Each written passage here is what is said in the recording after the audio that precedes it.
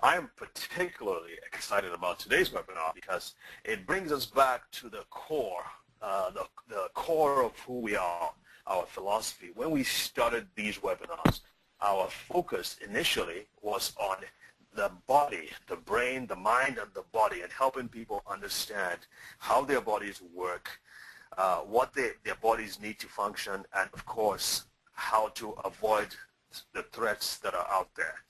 That was what we really, that was the main intention. But as we grew, as we began to serve people, we began to realize that there was more, that people needed to understand more aspects. But the core, the main thing that will help you as a person take control of your health is understanding how your bodies work and what your bodies need to function. And that's why, especially when it comes to the human brain, I think it's really important for us to understand how our brains work, because in the final analysis, it's the brain that controls the rest of the body. When you can, I've heard it say that if you can transplant a heart from one person to the other, but if you take someone's brain and put it in another person, I mean, you're having, oh, well, I'm going to mix it all up.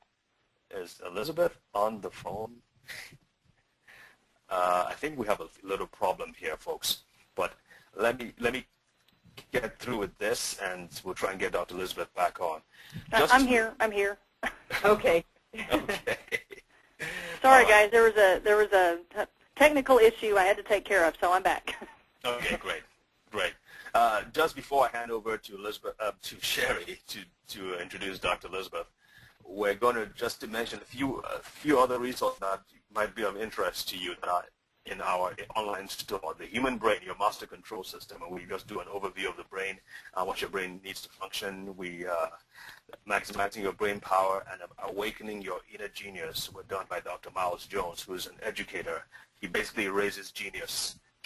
He goes to the inner cities and trains kids to be smart, and he knows a lot about the brain and how it functions. So if you are interested, you can go to the online store and get copies for yourself. Again, if you're a member, you get all these resources at half price. All right, Sherry, are you ready? I'm ready. Okay. I'm going to tell you a little bit about Dr. Elizabeth Owings. She is a medical doctor who has served as the chief surgical resident at the University of Alabama, Birmingham, a critical care fellow in the Department of Pediatric Surgery at Children's Memorial Hospital in Chicago, and a pediatric surgery fellow at Cardinal Glennon Children's Hospital in St. Louis. Wow. Her research into the use of vitamins, minerals, and other natural remedies took her through tens of thousands of articles and published research papers, making her truly an expert on natural therapies. And we are just so glad that she is joining us here tonight. Elizabeth, are you there? I am here. Can you hear me? Yes. David, I apologize. I'm handing it over to you right now. Okay. One of those, and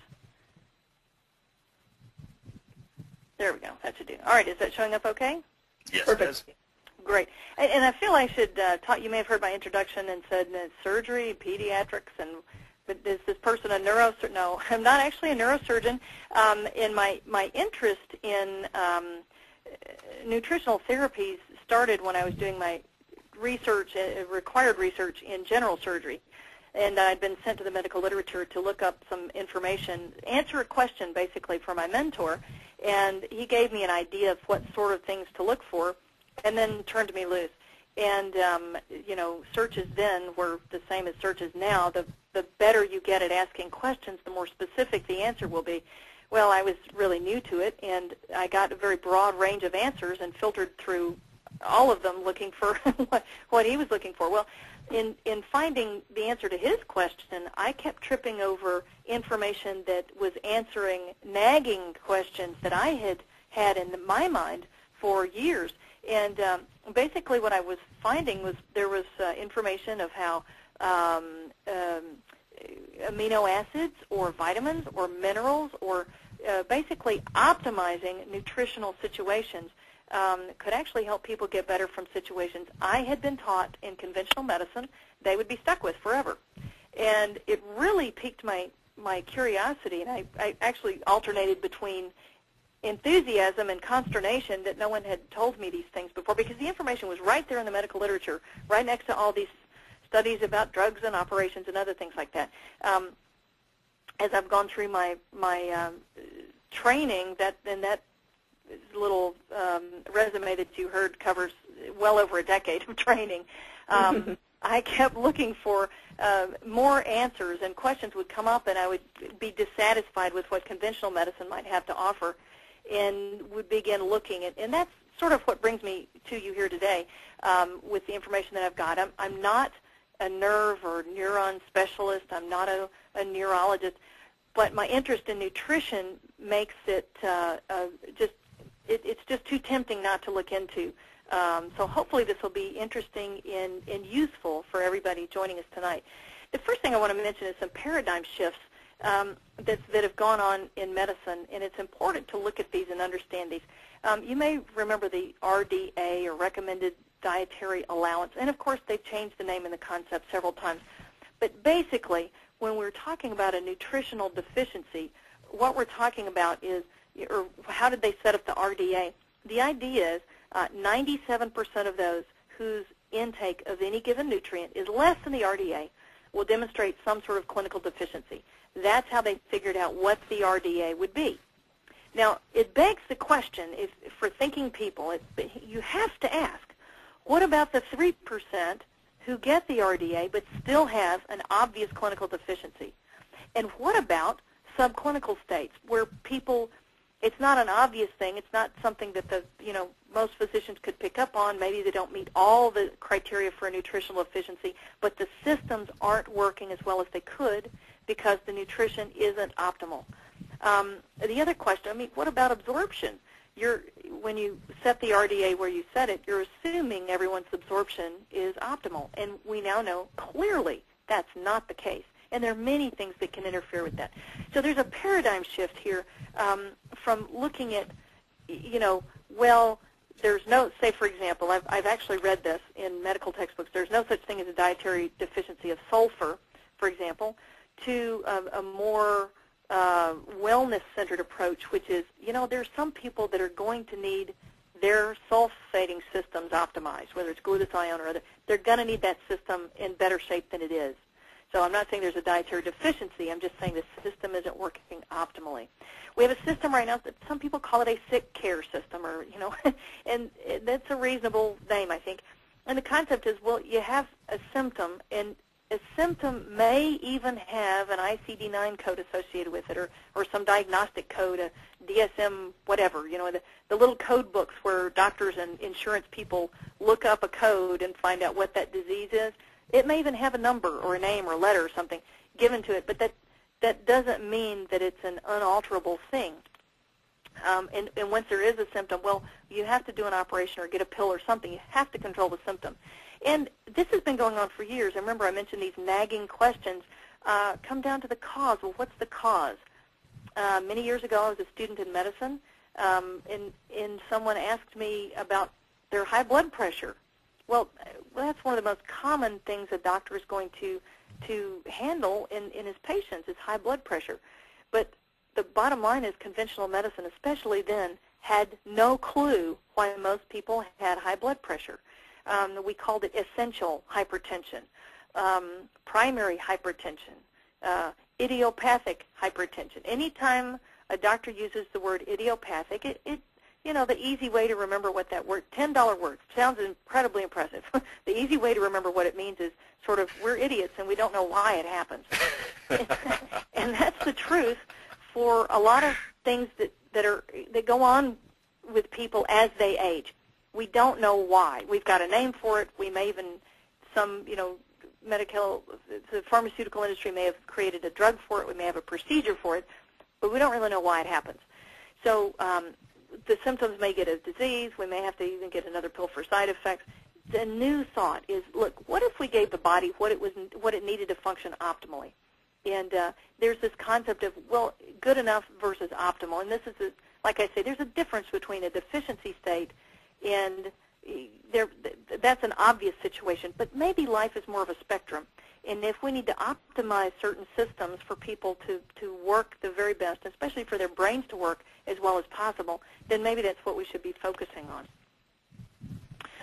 The wellness industry is a relatively new thing in medicine. It's completely consumer-driven.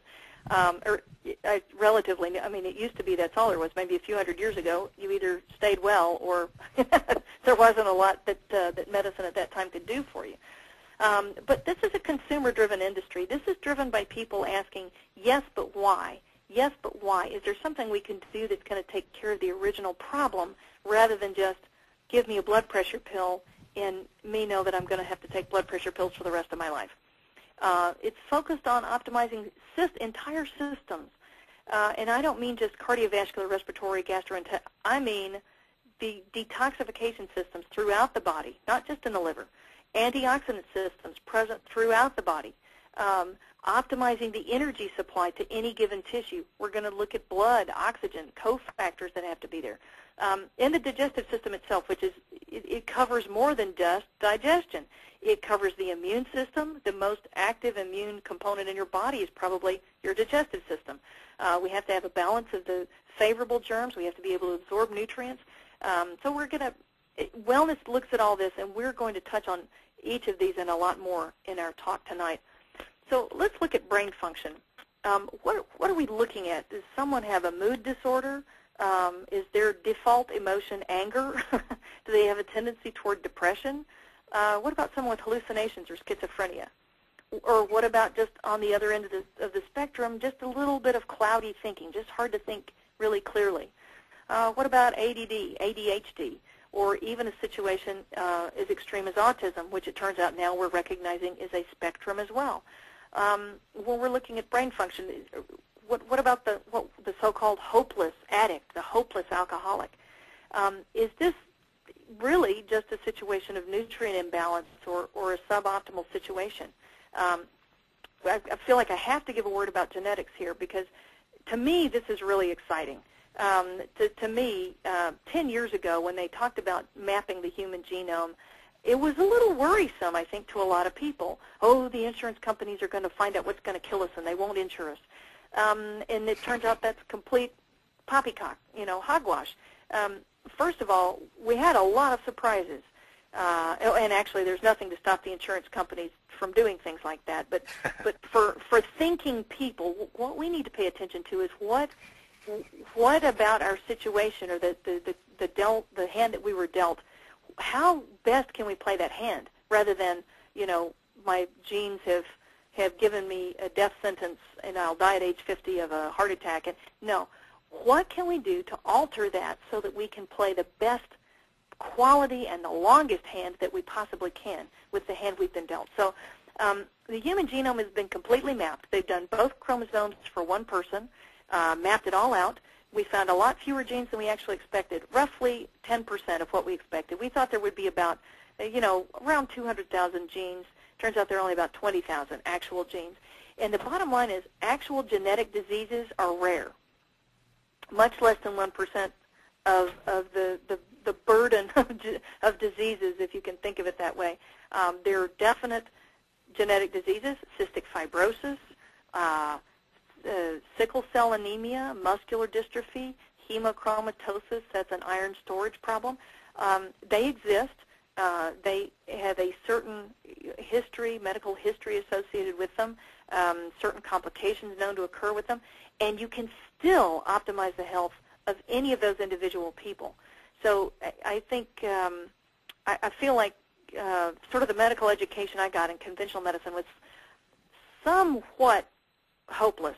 I mean, when you can tell someone the only thing they can hope for is a procedure, arthritis, for example, the only thing we can do for you is replace your knee if it gets bad enough. We'll give you an artificial knee. That, to me, I just found myself going, is that the best we can do? Can't we do a little bit better than that? And the answer is I've learned through looking actually at the literature, the answer is absolutely we can do better than that. So when we get into genetics, we now discover if there's only 20,000 genes, that sort of sets the stage for this concept of what's multifactorial. That means there's more than one gene involved. And there's an entire new branch of genetics called epigenetics, which transliterates, upon the genes. And the concept is, what determines which genes get turned on and turned off? It's incredibly important. It's much more important than what the underwriters think is important, okay? This is what's important. It is heavily influenced by our habits, by are we exercising, what are we thinking, how are we thinking, our nutrition. And in fact, as you'll see, the nutrition may actually adversely affect how you're thinking and how you're feeling, so you don't feel like exercising. So, there's a number of things that play into this, and it's important to understand everything that you're doing makes a difference. Every positive thought helps. Every nutritive substance you're putting into your body, assuming it's helping balance things and not worsen an imbalance, is going to be helpful. The last thing to understand is cell turnover gives us a body, the most conservative estimate, every 10 years you have a new body. You have to understand your cells are growing, they're dividing, they're morphing, they're changing. These genes are getting turned on and turned off, and you want to live your life and focus on wellness in such a way that every new generation of cells has the chance to be healthier than the last generation of cells. Now, I wanted to include a little excerpt here because this is fun to look at. Now, part of this may sound like a talk on addiction medicine, and I don't mean it to be that way, but I think we can learn a lot. If life is a spectrum, I think we can learn a lot from looking at the extremes, and sometimes we can make useful comparisons to what we ourselves may be experiencing or people we know. So there's a story told, and I'll mention this book again later, and it's included in my resource slide at the very end, so you don't have to write it down now. Kathleen Desmaisons wrote a book called Potatoes Not Prozac, and in that book she tells a story of these mice. These mice were specifically bred to prefer alcohol and sugar. And it's, preferential to food and water. They were bred to prefer that. So they would, find whichever mice went for the sweets first, and they would breed those in with the other mice that went for the sweets. And eventually got a strain, they called it C57. These C57 mice actually had a very intense reaction to sweets, alcohol, and narcotics. And I'll talk about that later. Those are all specific triggers for the beta-endorphin system. And I'll talk about what that means, but just for now, just understand they reacted differently to sweets, alcohol, and narcotics than the other mice they were compared to, which were called DBA. And the DBA were just, your average Joe mouse, okay? They could just say no. They didn't, whether it was sweetness or alcohol or regular chow, they didn't really have a preference. So what we learned watching these mice is in reaction to a stress or a threat, the DBAs look for an escape, while the C57s, the one that are bred for their preference for alcohol, they crouch, they become immobile and defensive. And it even has a name. It's called defeat-induced learned submission. And guess what? It occurs in response to beta-endorphin that's released in their brain. These defeated mice eventually develop a tolerance to the beta-endorphin released in response to a threat. And interestingly, also when withdrawing from morphine, these C57 mice become lethargic and passive. I mean, just the extreme of some withdrawal situation. So when we compare that, you may know people that react to situations that way. You know people that may seem to have an unusual response to alcohol. They have a certain personality, then they drink a drink, and they're sort of different. And I think we can learn something useful from these mouse experiments because the scientists don't make any moral judgments about the mice. They just know they have completely different chemistry. And we may know some human equivalents. So this may be fun to look at and see, just useful, practical. What can we learn from this? So we're going to talk about the optimal requirements, the brain requirements for optimal function. And you can see it's a pretty long list. And I will keep showing this slide, and you will see highlighted what we're going to talk about next so you can follow through as we're going. First thing is blood flow, oxygen. It doesn't matter what nutrients you put into the body. If they are not being carried to the brain, it doesn't matter. You have to have good blood flow, and the oxygen is going to have to be there too. And I just picked up a few supplements that I thought were specifically good to help optimize that blood flow. Again, and I use optimize very specifically. There are times you don't want there to be more blood flow. So optimize is the right word here. Ginkgo biloba is an herb. Many of you may have already known about this. And in amounts of 120 to 240 milligrams daily, this seems to support optimal blood flow in the brain. If you're looking for a preparation, you want to look for 24% flavonoid glycosides. And this is a reference down here. I guess if you download the slides, you'd be able to see that. But that's from the American Academy of Family Practice. And they've actually got some great articles on this sort of thing. But here's the catch. If people have elevated catecholamines in their brain, and I'll talk about what catecholamines are in a minute, or choline, ginkgo may not be the right choice for them. I bring this up just to let you know there are people now, practitioners, whether they're nutritionists or nutritional therapists or even physicians, that go out of their way to make sure that people are well taken care of and that are taking an interest in nutritional supplements and in nutritional optimization. Anytime you've got a chance, if you've got serious issues or concerns, anytime you've got a chance to work with one of those people, I say do. Another beneficial one, capsicum, or you'll see capsaicin or red pepper.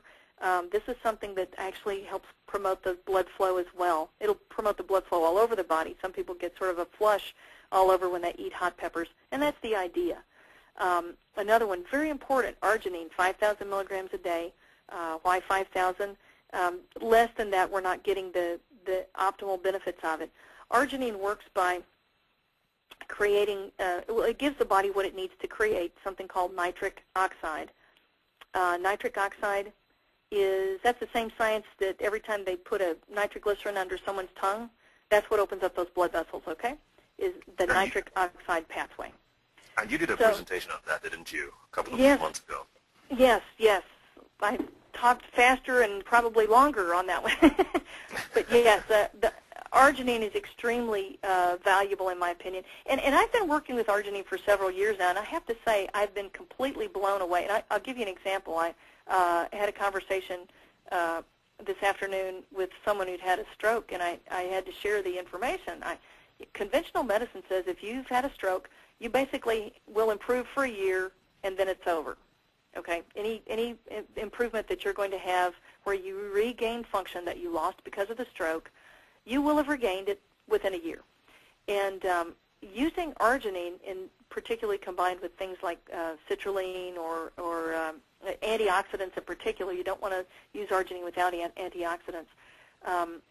People have been having further improvements after decades of no improvement. So you never underestimate the body's ability to heal itself given the right tools. It just has to have the right tools. We're wired to heal ourselves, and it only makes sense. If we weren't, every time we got a cut, we'd bleed to death. But we heal. We begin to heal that. Or you break a bone and you would die with a broken bone. No, our broken bones mend. And I believe that we're hardwired to heal. And the brain is hardwired to learn. And learning has to do with the way we are reconnecting synapses, or connecting synapses, I should say. So part of the brain may be damaged. Again, the brain is hardwired to learn. If you give it what it needs, it wants to continue to make synapses, make those connections between nerve cells. So never underestimate the ability of the brain to do that. Lastly, vitamin D also appears to have beneficial effects on blood flow, and it has this very specific benefit for the brain we'll talk about in just a little bit. But now, getting the blood flow there is great, and the nutrition is great, but if there's no oxygen, the brain still can't behave properly. So there are many people walking around with borderline pulmonary issues, and that, if your lungs aren't getting the oxygen in, and the oxygen isn't getting into the blood and isn't getting into the brain will suffer. Sleep apnea is extremely common. And basically, we say if people are snoring, then there's a period of time that they're not getting the oxygen they should have. And this can it can become a chronic situation. And this can actually affect people's ability to think clearly as well, this chronically low oxygen situation. All things to keep in mind.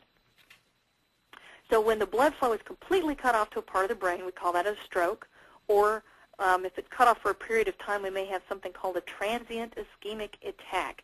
But these are really extreme situations. Even with milder situations, you may have dementia, cloudy thinking, not Alzheimer's, that's a different situation. Or people may say, well, you know, my body, my brain doesn't respond like it used to. They may shuffle. Even the pain of neuropathy. Then this is extremely interesting. Diabetic neuropathy. This is a blood flow issue. This is a blood flow issue. And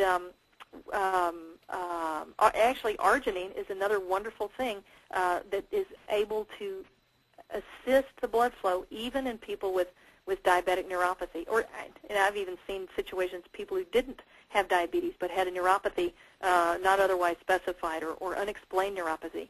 And arginine was able to help them out with that. So I've been very impressed with that single nutrient.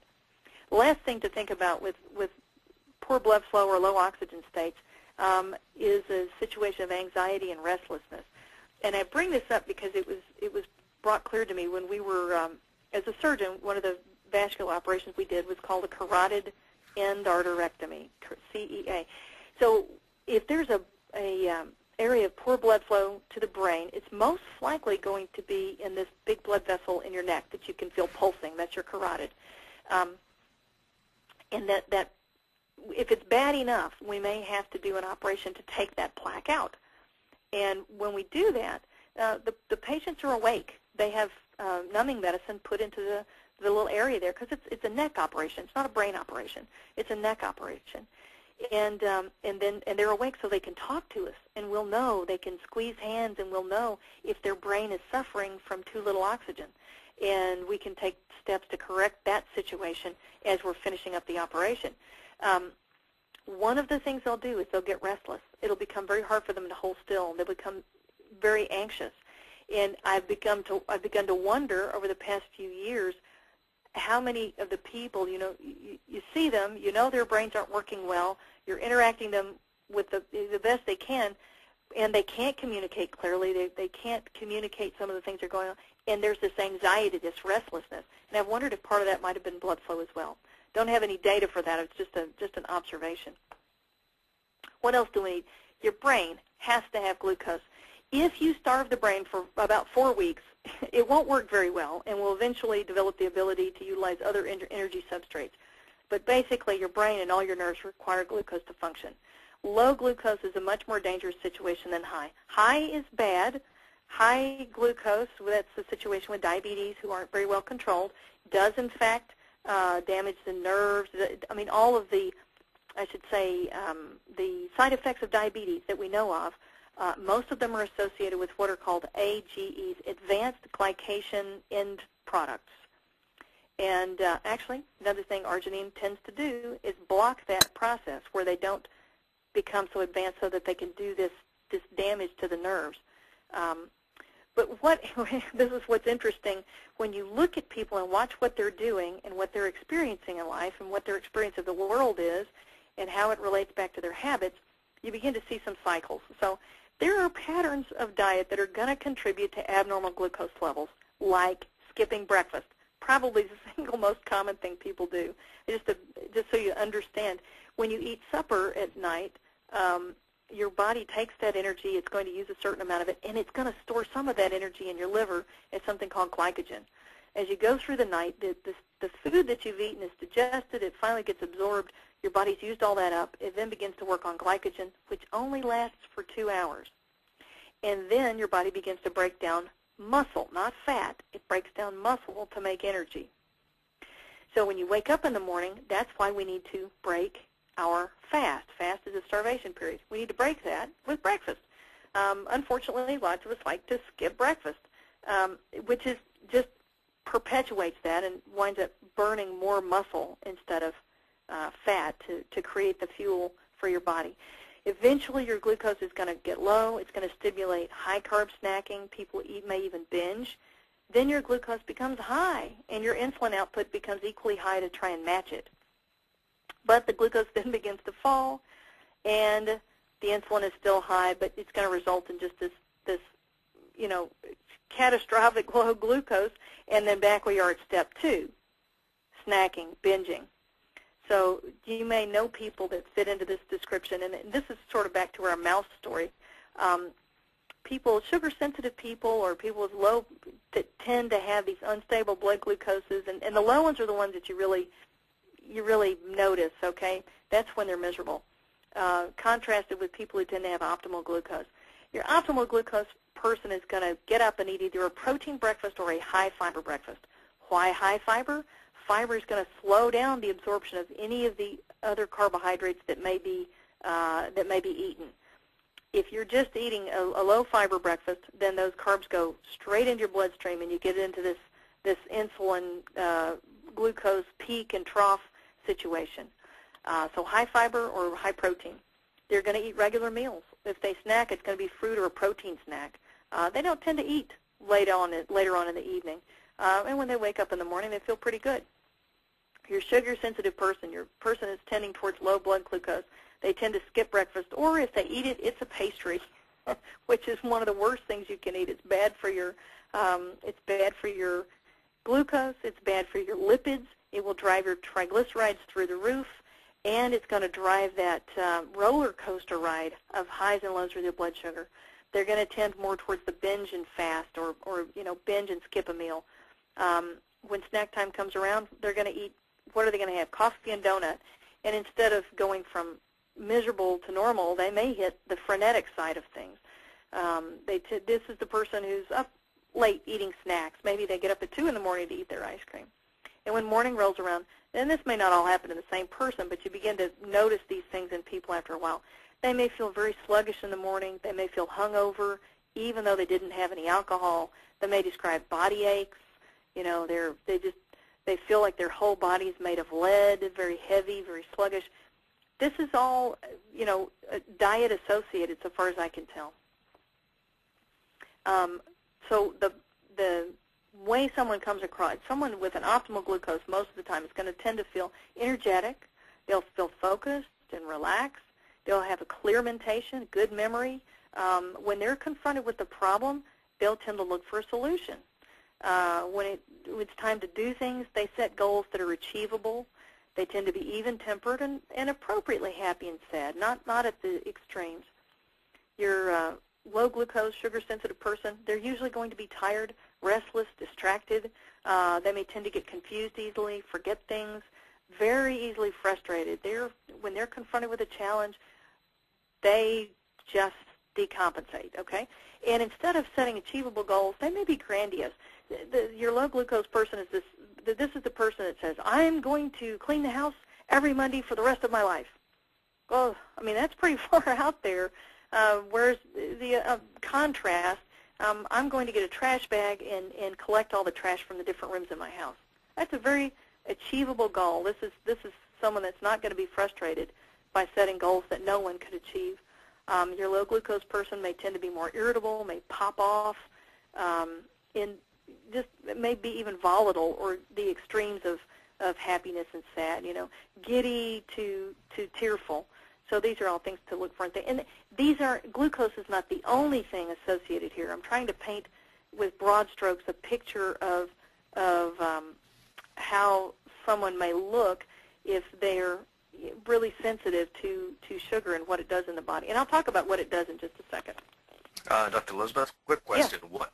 I've always been a little confused about this. What makes a person have a tendency to low glucose? Is it that the body uses up so quickly that there's nothing left? I mean, I think there are a lot of different things that may play into it, and I think that epigenetics that I talked about may play a real role. But person to person, there may very definitely be an inherited tendency towards, say, the sugar sensitivity or towards low sugar.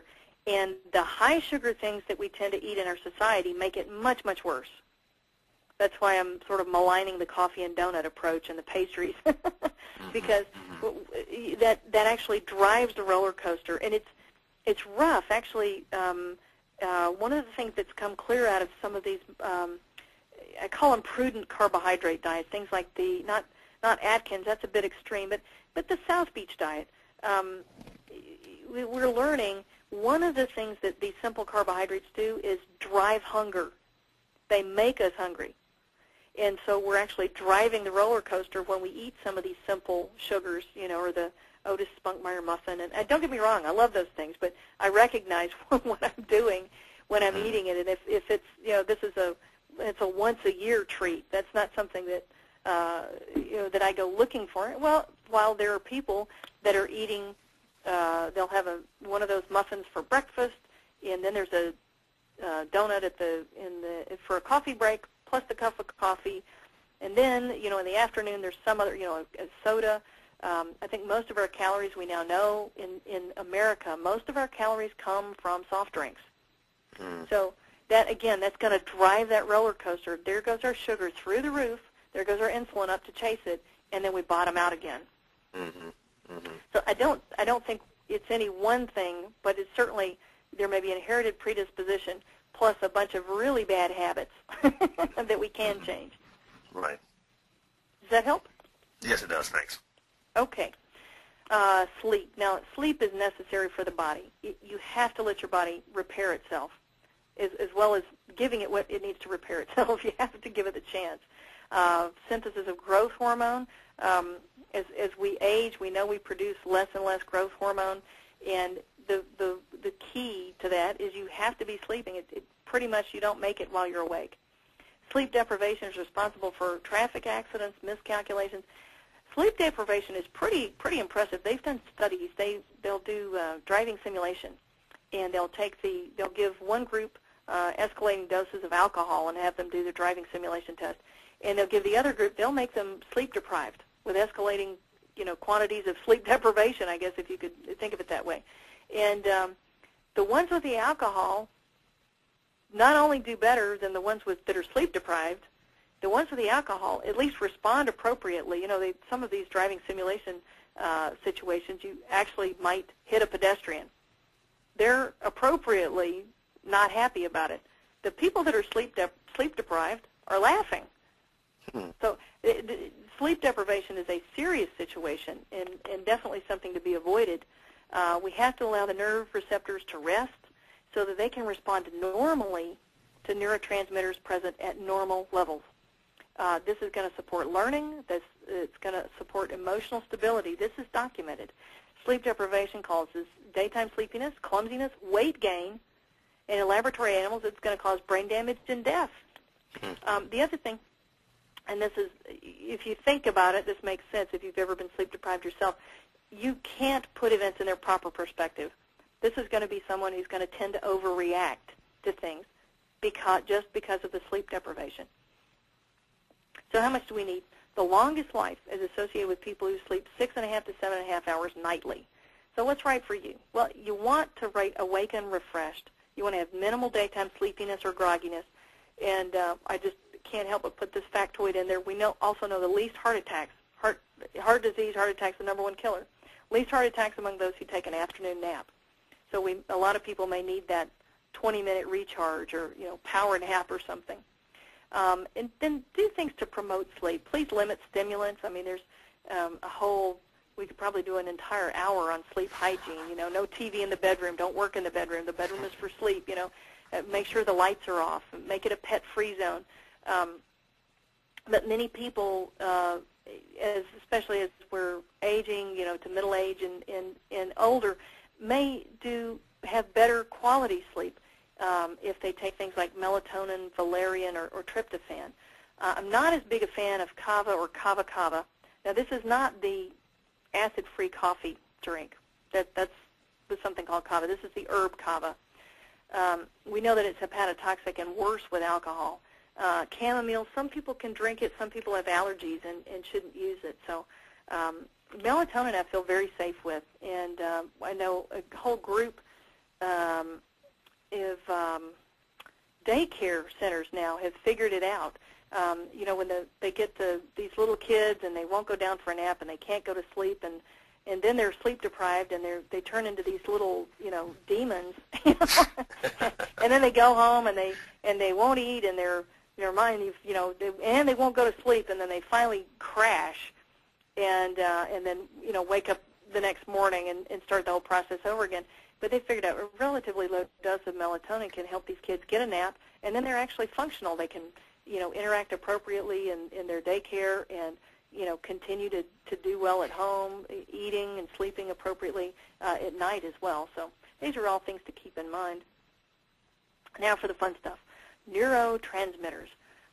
These are little packages, and they are the form of communication from one cell to another in nerve cells. There's always a breakdown system, and many pharmaceutical agents are going to block the breakdown system or intensify it or modify that in some way. But before you can make these neurotransmitters, you have to have the building blocks, and those are going to come from amino acids and cofactors. The process is basically there's some amino acid precursor and some cofactors, and that makes a neurotransmitter. That gets packaged into this little ball inside of one nerve cell, and that vesicle or little ball gets released into the space between neurons, or the synapse. And it's picked up very quickly by a neuron on the other side. And it tends to be either taken back up into one of the cells or broken down with enzymes. So the steps that can be changed or modified are providing more precursors, or more of the specific amino acids you need, more of the cofactors required to create the neurotransmitter. You can change how it's released into the space between the neurons. Calcium channel blockers are an example of something that's going to change that. It may be picked up by the neuron on the other side. And then the enzymes that break it down or taken up, take this neurotransmitter up, can be altered as well. And an example is going to be, they're called specific serotonin reuptake inhibitors. That's an example of this, and that would be something like Prozac is an example. So there also, we have to understand there's some internal regulation. Let's just say that there's all this neurotransmitter is being released. The body has systems whereby it down-regulates or decreases the number of receptors. And that's why, even though people may improve on medications like Prozac, we have to continually increase the dosages because there are fewer and fewer receptors for that serotonin to hit. The other situation, that's my little lady, she's just basically trying to plug her ears. Too much information. So she's going to down-regulate her receptors. Now, if there's not enough information, we're going to make more receptors. And this is the body's natural response. If it thinks there's too little serotonin or too little beta-endorphin, it will tend to try and turn up the volume, okay? It's going to make more receptors. They won't be bigger, like Will Smith's ears here, but there'll be more of these receptors. So the brain can get that feeling, that information there. Does this also work with insulin and downregulation of to responsivity to insulin, for instance? Let me think about this. One of the reasons that I've been taught, now you've asked a question I don't have a perfect answer for. I've never looked that up specifically, but I've heard and encountered a couple of articles about this, is one of the reasons, well, they're talking about with type 2 diabetes, why heavy people are more predisposed to type 2 diabetes. And the answer is the fat cells are so big because, you don't really develop more fat cells. They just get much bigger. They're so big, the receptors are spread so far apart, there's not enough insulin to bounce off them. So, to connect with them, I should say. And it's bouncing off the membrane instead. Maybe that's the way I should describe it. Now, why do skinny people have type 2 diabetes? I don't have a good answer for that. You remember, just for the audience, type 2 diabetes is the one where you've got plenty of insulin. Your body just doesn't respond to it properly. Whereas type 1 diabetes is the one where there's not enough insulin. The pancreas does not make nearly enough insulin. So, I don't think it's such a downregulation. But now that you've asked it, now I'm going to have to go look it up. Can't do it now. I'll have to look it up, though. Now, withdrawal is a situation when an addictive substance is withdrawn from a body that's addicted to it. The body screams for it. People may become irritable. They may have a headache, diarrhea, joint pain, flu-like symptoms. It almost sounds like it sounds like my hangover from my sugar high that I got from eating half a gallon of ice cream. Or not me personally, but in the example I gave a little while ago of these sugar-sensitive people. And this withdrawal situation is why you can't abruptly stop certain medications. Effexor is one example. Now, when you take it away, you'll feel terrible, and then when you resupply it, you feel better for a while. But one of the things we know about, sort of addiction medicine is that that only works for a while because there was a feedback loop that created a problem there in the first place. So you have to do certain things to try and break that cycle.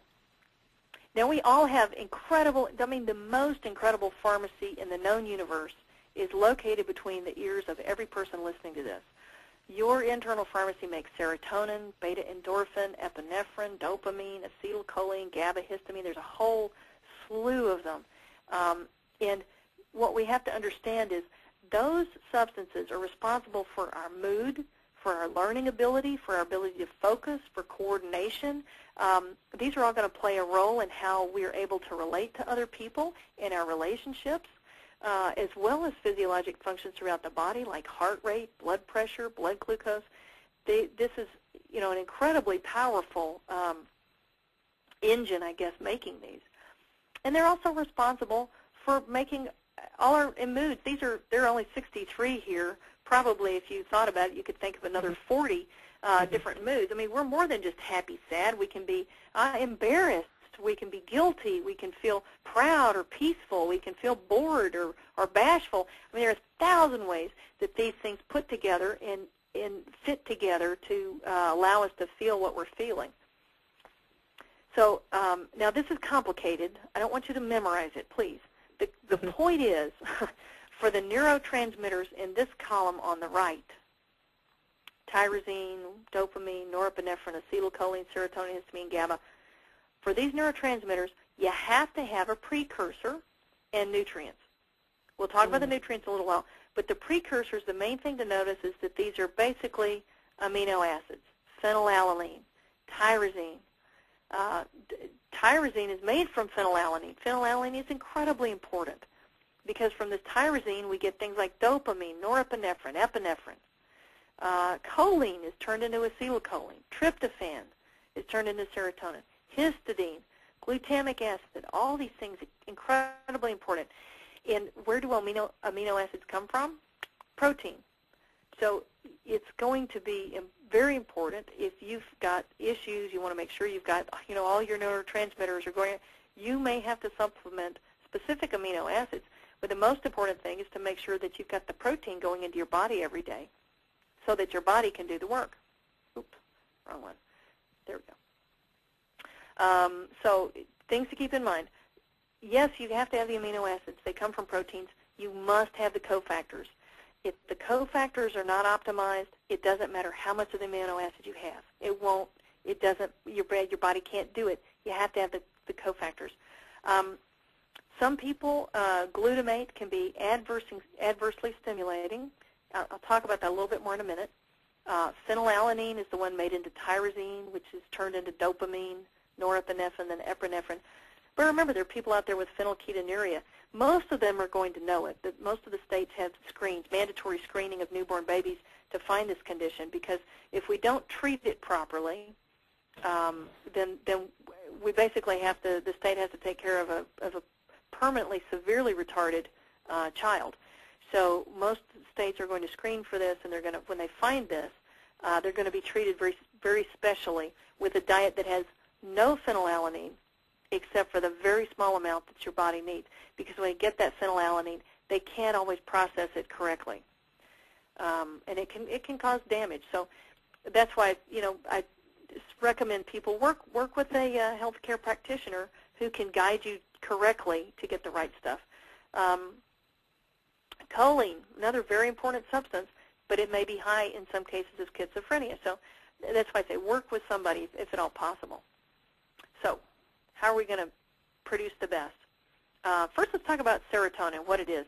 Well, this sounds wonderful. When your serotonin is going, you are mellow, you're at peace with the world, you have self-control, you have impulse control, you're able to plan, your planning ability is great, and it's no surprise drugs like ecstasy and cocaine are so popular. They're going to trigger the serotonin to be released. Another thing, these selective serotonin reuptake inhibitors, the ones that are going to leave more serotonin there to fire on those receptors. It's a multi-billion-dollar industry, and that's your list. Prozac, Zoloft, Paxil, Effexor, Celexa, Lexapro, Luvox, all these medications specifically try and let there be more serotonin there to pick up. But what's going to happen?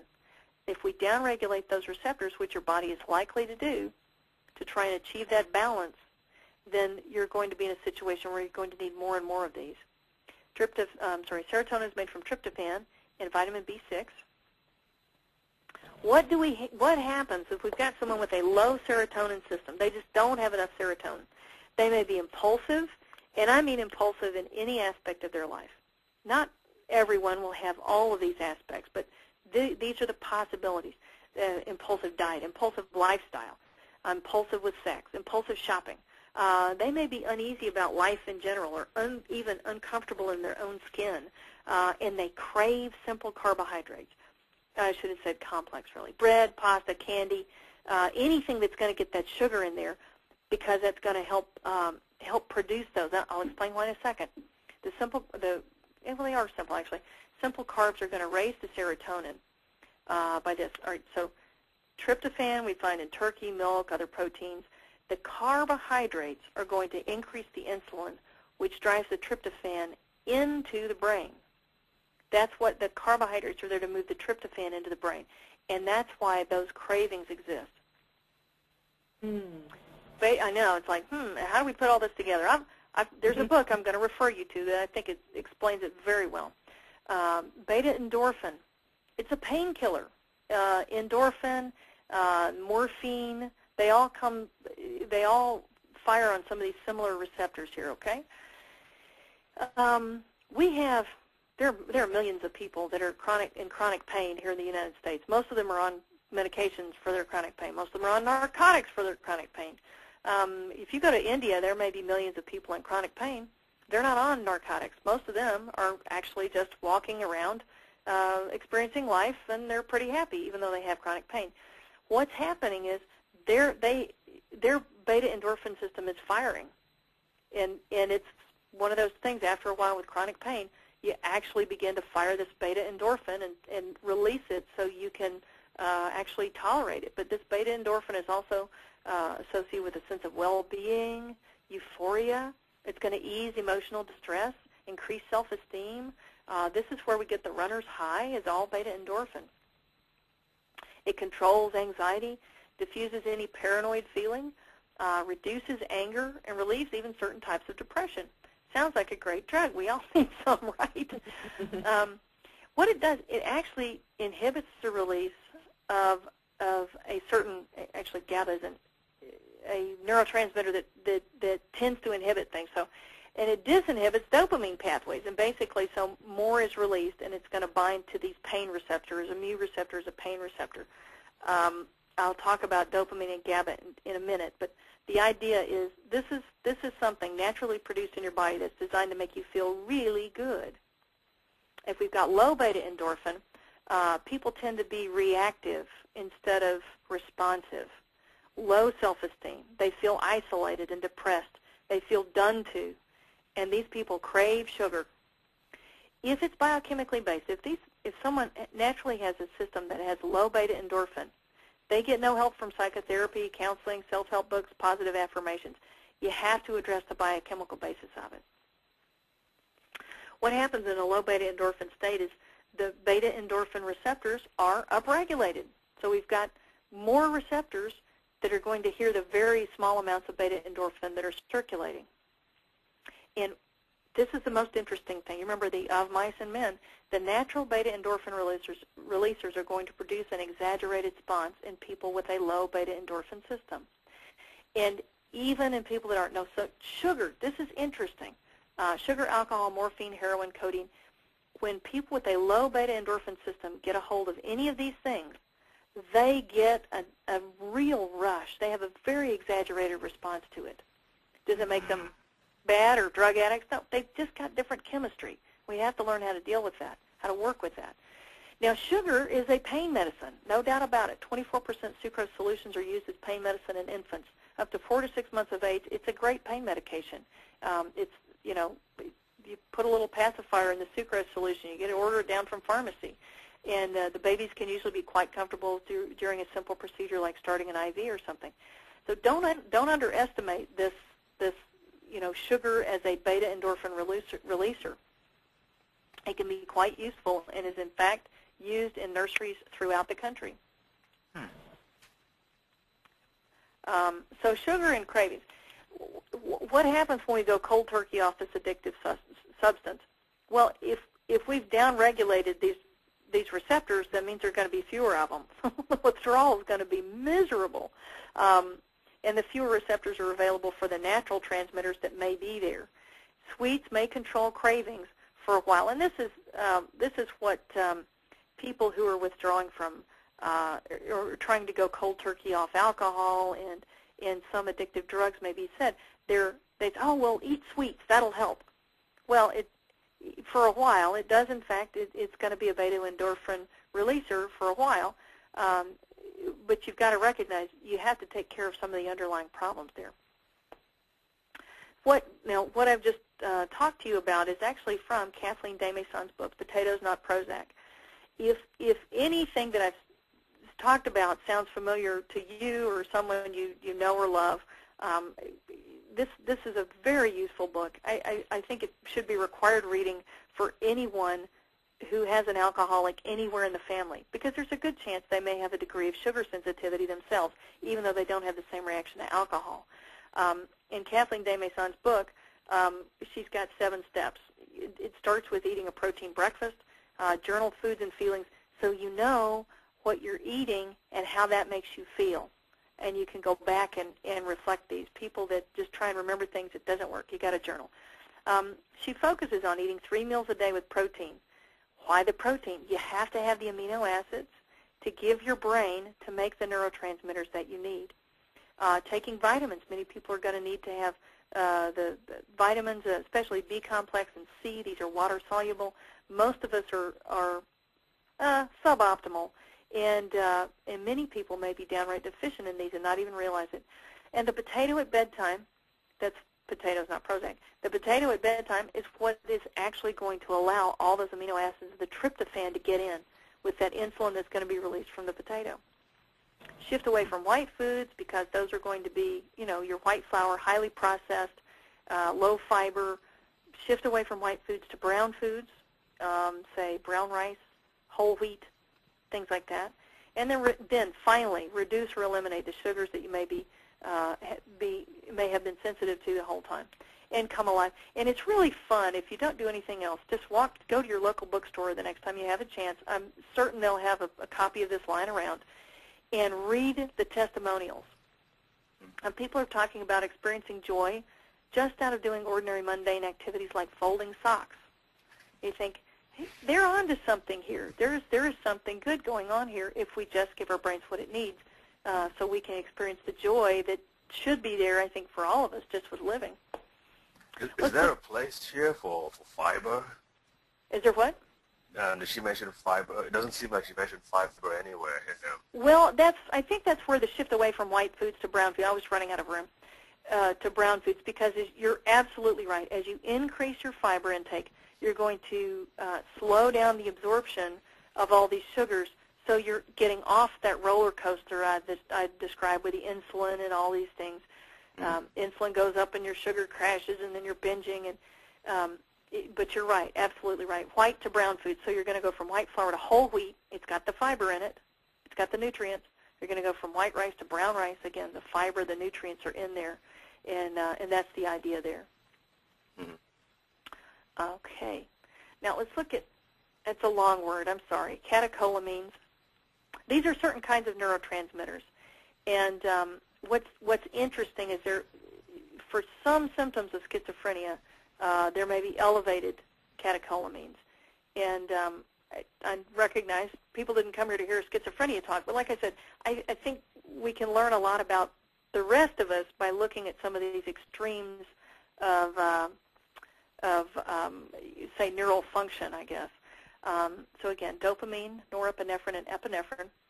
The low levels of these are associated with what's called the negative symptoms of schizophrenia. Negative symptoms means well, let me talk about schizophrenia. schizophrenia is not a split personality. Schizophrenia is actually the schizo is split from reality. And these are the people that may tend to have hallucinations. The mafia is after them. Aliens contacted them.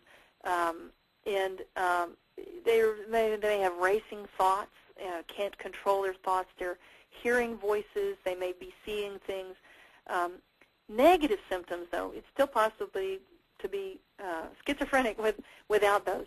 They have very few thoughts. Their moods are very flat, flat affect, very little in the way of actions or gestures, blank look. They can't experience pleasure, just minimal words. And when we have deficiencies in these catecholamines, we may be overusing them. We may have too much stress. I mean, just look at it. Epinephrine and norepinephrine are two key stress hormones that the body utilizes in the fight or flight mechanism. If you're always in fight or flight mode, maybe you play the stock market, okay? And so there's no real danger there, but you've generated these emotions that have you constantly panicked and worried. You're going to use up your epinephrine and norepinephrine and everything that you use to make them. So you may not have enough precursors, tyrosine, tyramine, and phenylalanine. You may be missing accessory enzymes and vitamin D. And I have to mention this: vitamin D is what makes your brain make tyrosine hydroxylase, and that's the enzyme that allows you to make that epinephrine and norepinephrine. So without enough vitamin D, you're not going to have enough of those. There may also be disturbances in the cellular reuptake mechanism. This can be due to candida infections, hypothyroid, alcoholism. All these things are things to consider. Isn't phenylalanine, isn't that what's in chocolate that makes people addicted to chocolate? I don't know. I don't know. Okay. I'll have to check into that. See, you keep asking questions, David. I don't know. That's what I'm for. So there are the precursors to the catecholamines. Tyramine is found in all sorts of places. The reason I'm going to list all these is not so you go and eat each one of them, but when you look at the whole picture, you go, oh, that's a varied diet. Someone that ate all those things would be getting lots of different nutrition from different places. And you're right. Cheddar cheeses, especially aged cheeses may be high in tyramine. Nuts, avocado, chicken, liver, also wine, beer, and pork. And I mentioned this, they're contraindicated when taking these MAO inhibitors, and I'll tell you why that's important in just a second. Tyrosine is another amino acid, this catecholamine precursor. It's found in legumes, wheat germ, dairy, poultry, meat, eggs, fish, almonds, sesame, and sunflower seeds, and spirulina. Most of these are going to be protein sources, but you see there's some, meats, I should say, or dairy products, but you find some other sources of these things to give us those proteins. That MAOI is what degrades norepinephrine. I should have said monoamine oxidase, sorry, forget the I, is a copper-containing enzyme which degrades the norepinephrine. It may be reduced in paranoid schizophrenia, but the inhibitors of that enzyme are used for depression, and guess what? They may worsen someone who's paranoid, has a paranoid schizophrenia.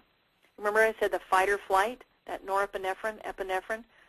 Why? You're paranoid, okay? And if you are inhibiting that enzyme, that may become worse. Things to keep in mind. Dopamine. This is really an interesting one. I didn't realize how important it was. It has emotional and hormonal response. My experience with dopamine was in the ICU. We would use it to keep people's blood pressures up where we wanted it, if their blood pressure was too low. But it's incredibly powerful in the brain. It is responsible for emotional and hormonal response, for the integration of an entire experience, the limbic system, the thought, the pleasure center. It is responsible, in fact, for a great deal of learning. As we're learning, if we have any behavior can be learned, and I don't mean just education. Any behavior can be learned, and dopamine is responsible for that pleasure center in the process of that behavior. If it's pleasant, we're getting that dopamine, and we're going to want to go back and do that behavior again. Oh, yes, and cocaine. Cocaine is one of the street drugs that's going to help stimulate that dopamine release. Also, dopamine is responsible for some of the control over our movement. So Parkinson's may have some deficiency in the dopamine system, and chorea may have excess of dopamine. It helps balance certain other neurotransmitters, acetylcholine, which is going to mediate brain activity and memory, muscle reactions, balances histamine as well. Let's look at norepinephrine now. It's going to work with epinephrine in that fight or flight response that we talked about, remember? It's going to raise blood pressure. Again, my first experience with it was in the intensive care unit for people with extremely low blood pressure. But what does it do? It increases attention and focus. So people with ADD may be on something called Strattera, which is a selective norepinephrine reuptake inhibitor. And what that's doing is allowing that norepinephrine to stay in the space a little while longer so that it has more of a chance to act. And you remember what we said about downregulation. Since the norepinephrine is there, it's going to tend to downregulate some of these receptors. So that's why we give, for so many of these medications for kids with attention deficit, they need a drug holiday so that their brains can learn to react to the normal amounts of neurotransmitters. So they upregulate some of those receptors again, and then the medication works better when you start it again. Norepinephrine also elevates mood. The tricyclic antidepressants specifically are going to help inhibit that breakdown. Oh, yes, and our friend cocaine is something else that's going to help that norepinephrine. Excuse me, and you know how the people who take cocaine say, well, I just, after the first high, every other high is an attempt to recreate that high. But the norepinephrine has left them feeling completely in control and completely focused and like they can, understand anything now. And that's a bit of an exaggeration, but that's now, if you understand what norepinephrine does, you can see why they might feel that way. Is that why some people get really creative on cocaine? Oh, yeah, it could very well be. That's my favorite, brief aside.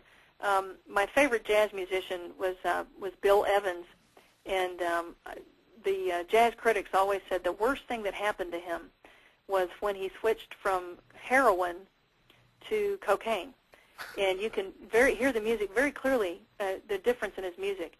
The heroin music was just this very, laid back, sort of dark smoky bar jazz, just very soothing, and it might have been upbeat at times, but it's very, very contained, and overall you might say laid back.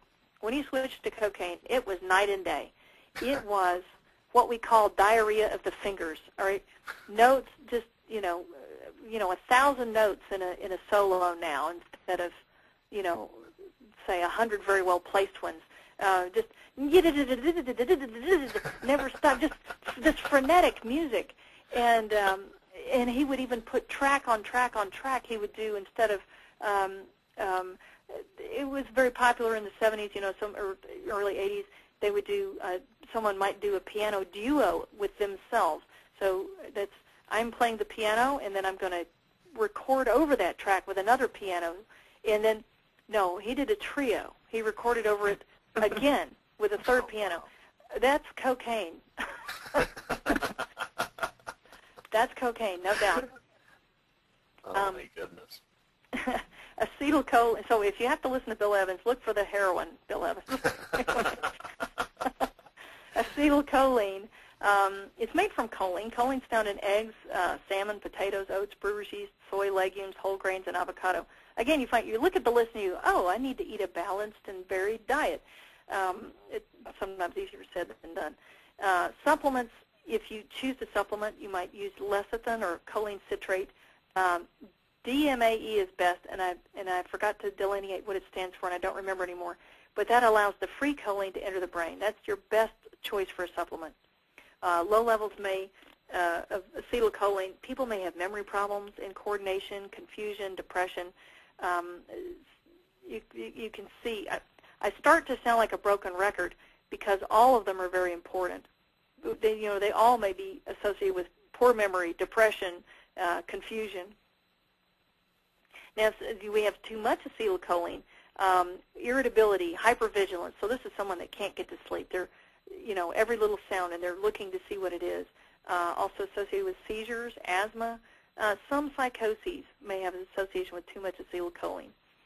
Deficiencies are associated with allergies, malabsorption, low thyroid, adrenal problems, liver problems. So you can see if you're going to get the brain to work properly, you have to make sure you're absorbing things properly. I'll talk about hormones in a few minutes, and the other organs are able to work optimally as well. GABA is an inhibitory neurotransmitter. If every message your brain sent from point A to point B went through without something to temper it and tone it down, you wouldn't be able to control your thoughts. You wouldn't be able to control your emotions. So the entire body works just like muscles work in pairs. Your biceps and your triceps work together so you can have a smooth, coordinated movement. The same sorts of things happen in your brain. Not exactly, but it's close enough. It's a good enough analogy. Low levels may be found in depression, some mania, seizures, and really in aggression. Now, here's what's interesting. Glutamate is a precursor for GABA, but if you supplement glutamine, it doesn't assure that you're going to get adequate levels. Not only that, some schizophrenics already have an elevated glutamate to GABA ratio. So what do?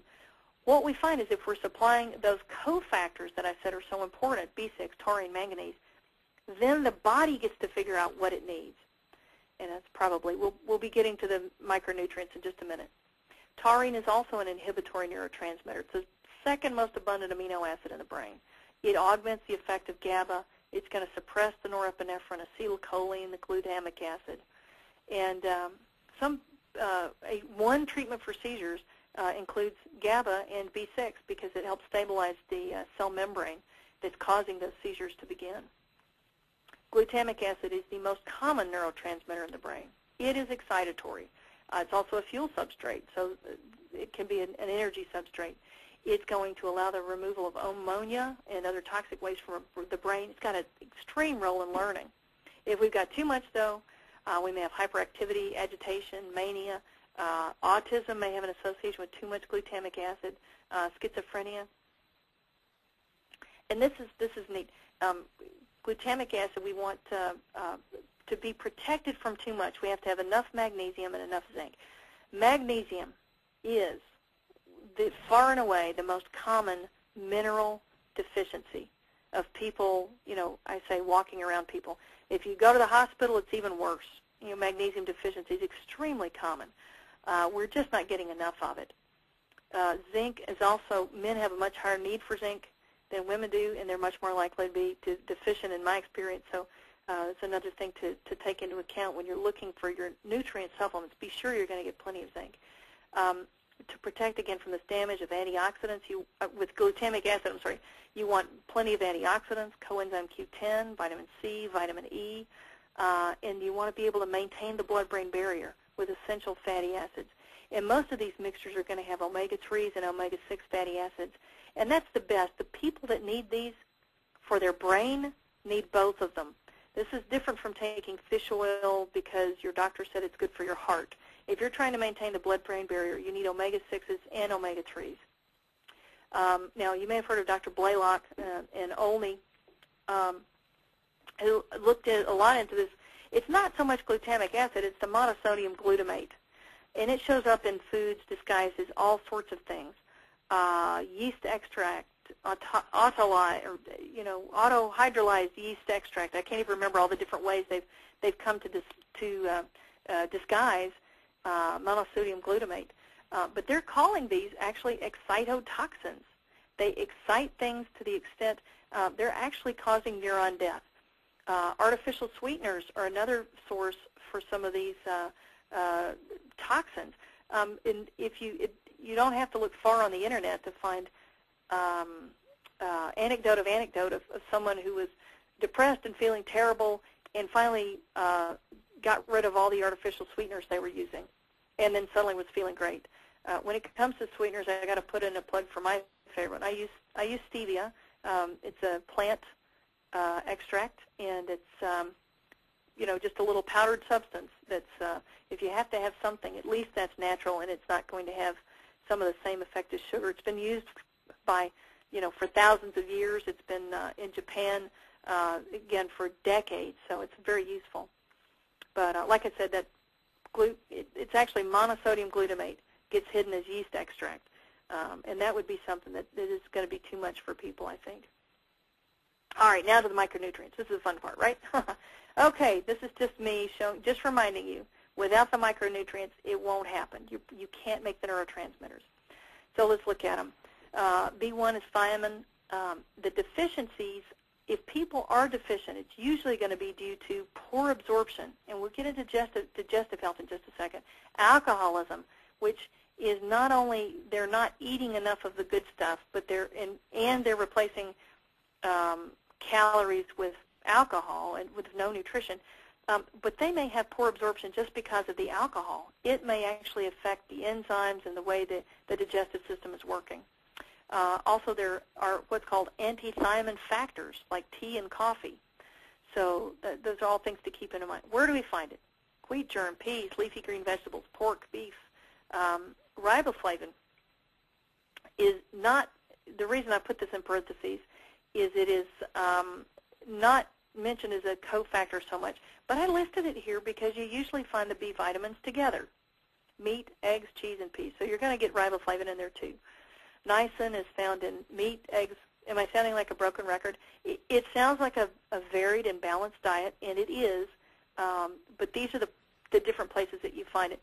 Consequently, you might expect that someone, say, with schizophrenia, who's not eating well at all, one of the problems that they may have is that they're paranoid of everything and they think all food is poisoned.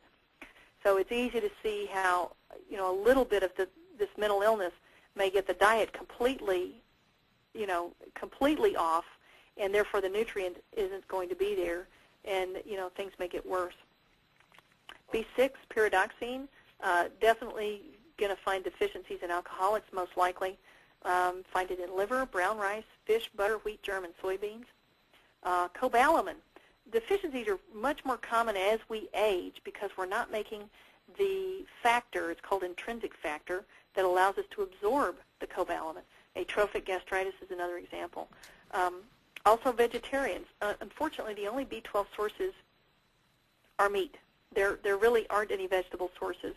The vegetarians who choose to supplement are usually going to be taking something considered synthetic but works pretty well called cyanocobalamin. And it does well enough for most people. The people that are severely deficient in B12 are going to need injections, though. And there's no getting around it. But the response can be very, very quick if permanent nerve damage hasn't been done. But B12 deficiency, this is the one that if you don't get it, it can give you permanent nerve damage to brain and peripheral nerves.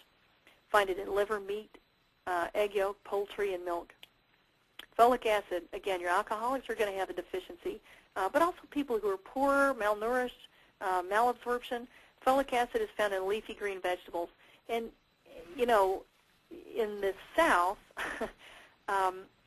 when I think of poor people, everybody has some greens growing in their yard, mustard greens or turnip greens, and they're nice. They sort of self-seed themselves. But I think that's rare. I think people that are living in the inner city, if they're poor, the only thing that they can get is processed food. That's the only thing they've got access to. And it's typically going to be very low in folic acid.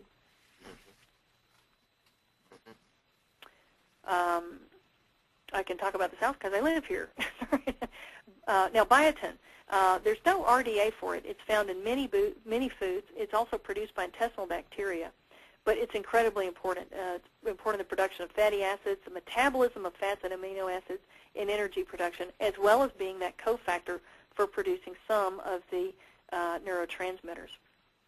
Vitamin C, I think we all know we're going to find that in citrus fruits, berries, sauerkraut, calf liver. And vitamin D, I did put it in here.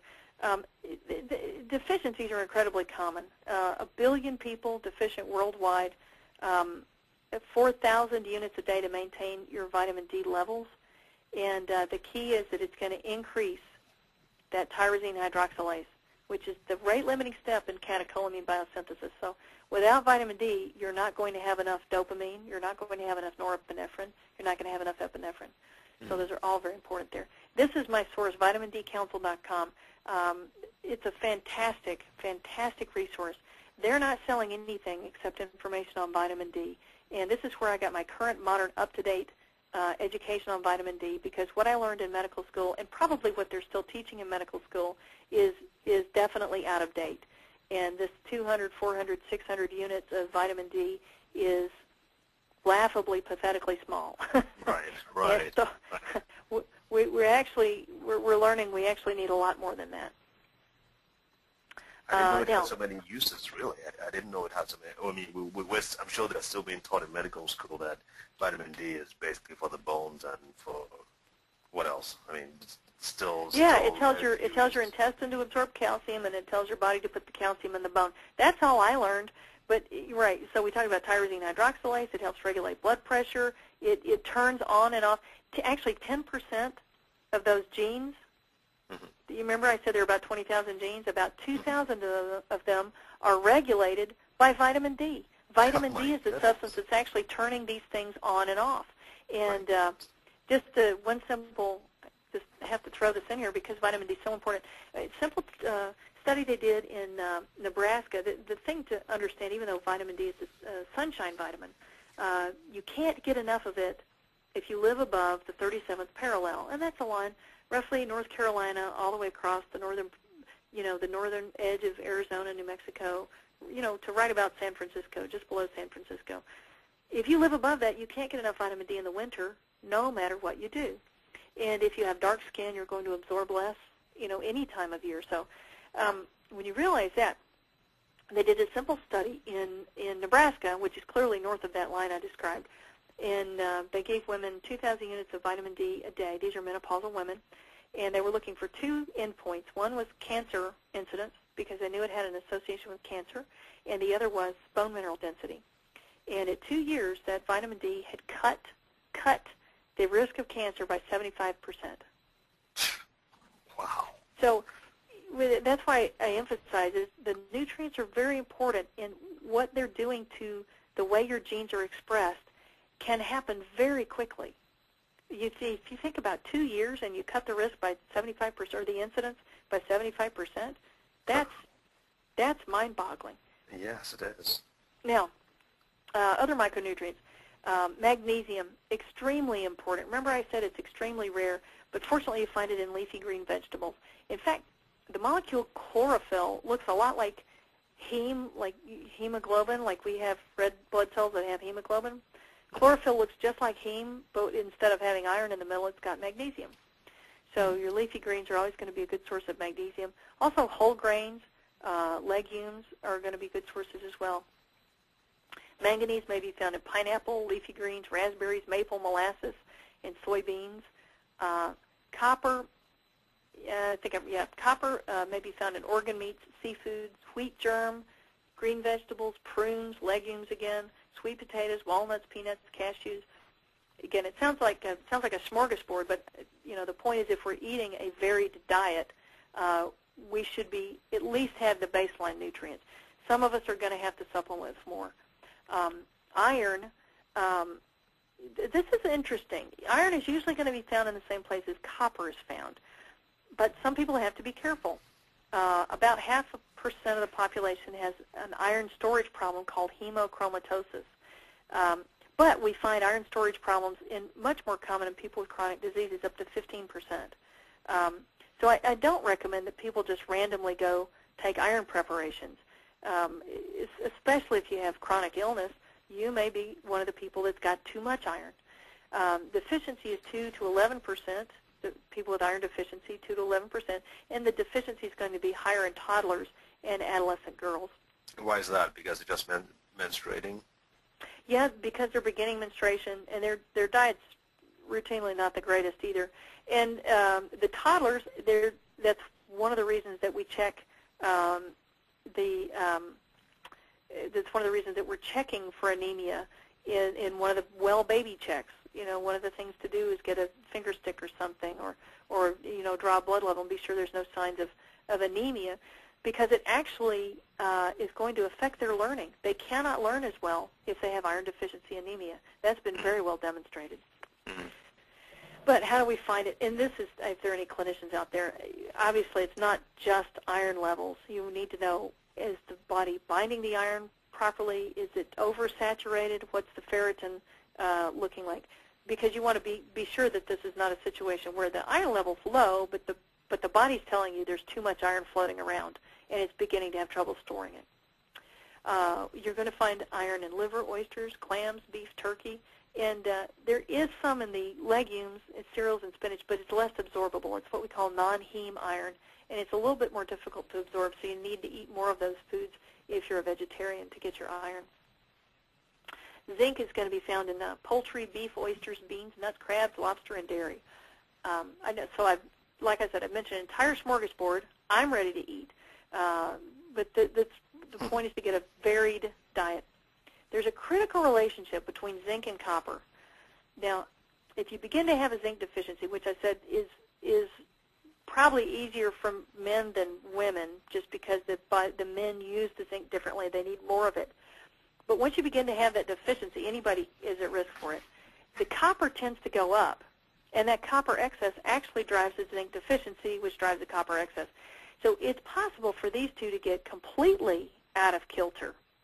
And it's one of the reasons, again, I think if you have any sort of, you know, issues at all, if you don't think your brain's working perfectly, I'd say work with somebody who does this for a living, because there are more and more people looking into these things now, and it's worth checking levels for some of these things.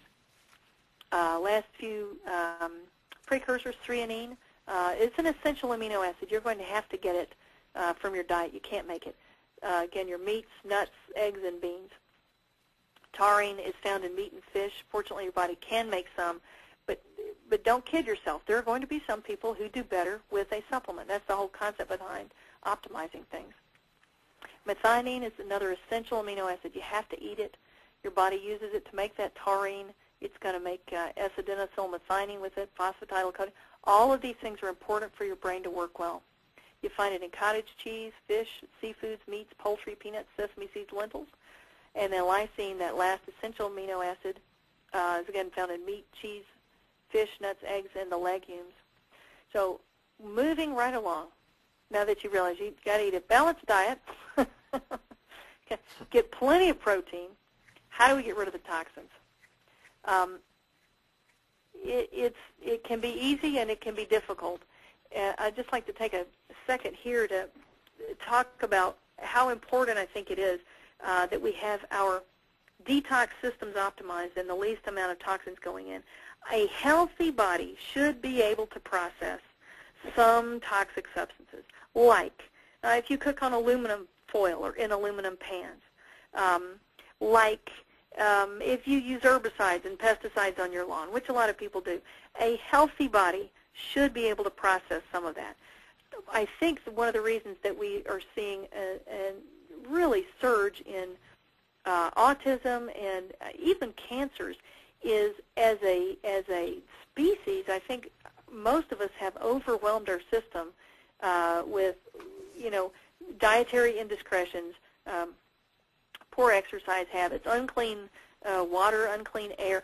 The systems are just overwhelmed, and we're not actually optimizing the other things that are in there. And I'll talk more about that in the autism talk next week. But these are, you know, you've got to limit as much of the toxins as you can without making yourself crazy. There are some people that seem to go overboard, and you know, there are some people who have such illness in their family.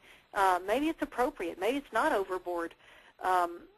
We've got to have pure water to drink. Reverse osmosis water purified system is a place to start. Please recognize that your bottled water is not guaranteed to be clean and pure. It may be from the tap. It may be dirtier than tap water. There's very little regulation of that industry at this point. Right. Pesticides, herbicides, like I say, there's some people they're going to be sensitive to these things because their system can't handle it. Plastics, most of the plastics act like estrogens, and most of us don't need more estrogens. For most of us, that's the last thing we need more of. We've actually have too much estrogen. And that estrogen component may also contribute to the cancer epidemic that we've got, because estrogen dictates cell proliferation. So you're going to make too many cells if you've got too much estrogen. It's just the way it is. And when those cells keep dividing and dividing and keep on doing it and forget to die, that's what we call cancer. Some people are not going to be able to handle additives and preservatives. And especially if we're looking to optimize our function, especially those additives, preservatives, artificial sweeteners, those are going to be things you're going to want to get rid of. If you have silver fillings, they are 50% mercury, and that mercury is being absorbed into your body. It is directly neurotoxic. We know that.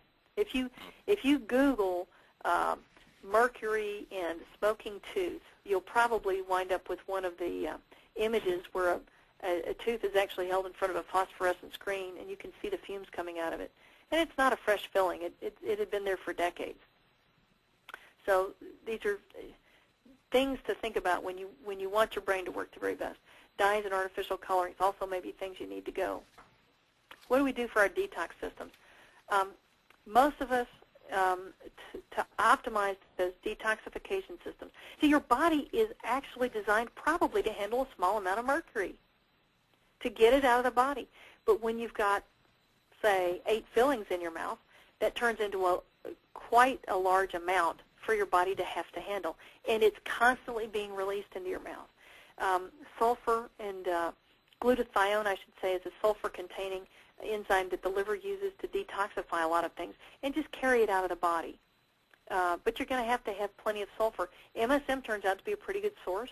Another one, people are using Epsom salts in the bathtub, and you just take a bath in it. You're actually absorbing some through your skin. You have to optimize the methylation. It's another, way that your body changes something that's toxic into something that's not toxic, is it'll stick a methyl group on it. You've got to optimize B12 levels. Some people are going to need those shots, depending on the health of their digestive system and other factors. B6, folic acid, magnesium, all to help the methylation system work better. Also antioxidants, coenzyme Q10, vitamin C, vitamin E, the super juices. You may have heard of these, mangosteen, acai, goji. These are actually very packed with probably an entire spectrum of antioxidants that we haven't completely delineated yet. You're going to do the best if whatever you're exposed to is going to be fresh, whole, and organic if you're using juices. So not just some frozen from concentrate or something like that, but it's going to have more nutrients in it if it's fresh and organic. And lastly, chelation. There are going to be people who have such a challenge with certain heavy metals that it actually is going to need to be chelated out. I still think for most people the best place to start is going to be to optimize the detoxification system and let the body do as much as it can on its own. Right. And Dr. Elizabeth, if you don't mind my weighing in here, we had an excellent webinar by Rick Deitch, who's a biochemist, and what they found out is there's certain minerals called zeolites, and they have found out that those, the company produces solutions of them now which have been proven to effectively remove all these harmful heavy metals while sparing the good minerals like calcium and magnesium and all those things. And that was one of the problems they've been seeing with chelation, because sometimes chelation takes out some of the good as well as the bad. And this is why actually if you're going to do chelation, for heaven's sakes, go to a heavy metal toxicologist who knows what they're doing. The one that I love is actually a very dear friend of mine. He lives in Alaska, and her name is Dr. Sandra Denton. About every, I don't remember if she said 4th or 5th chelation, they are giving minerals back to make sure that they've got the minerals in that they need. So zeolite is good, and actually another one, in the fulvic mineral, the fulvate itself actually looks like a little Christmas tree wreath. It almost looks like a little ring. And fulvic mineral solutions they'll drop off their whatever the mineral is they're dropping off, magnesium or something, and then they tend to pick up a heavy metal and carry it out. So yeah, these are great adjuncts. Absolutely. I'm glad you brought that up. Sure. We want to eliminate allergens and allergies if at all possible. And I say start with a diet. This is one of the things that really came clear to me at a recent conference I attended. Milk and wheat allergies are quite common and aren't even noticed. These antibodies may cross-react with normal tissue. They may turn up the entire immune response to anything, even to normal tissue, including the brain. So the last thing, if you want your brain to work well, the last thing you want is an immune system that's gone crazy.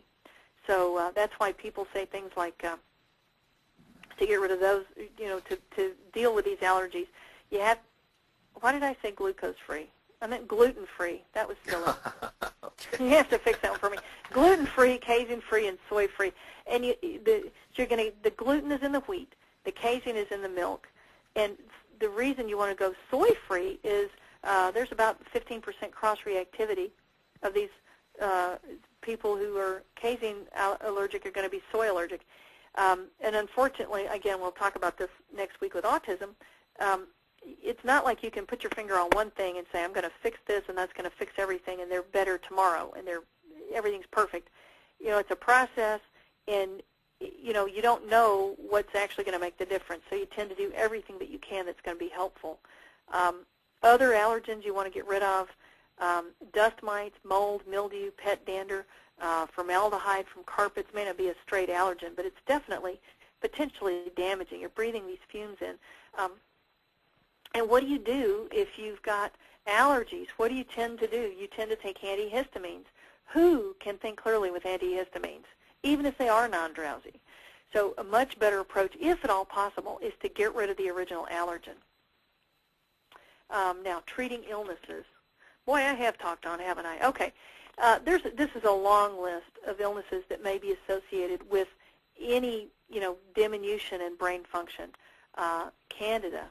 Syphilis, well, you'd think that would be pretty obvious, but that it falls on the list of things people may not think about checking for anymore. It used to be that was on the admission panel when you got admitted to the hospital, and they don't do that anymore. But Candida infection, syphilis, streptococcus.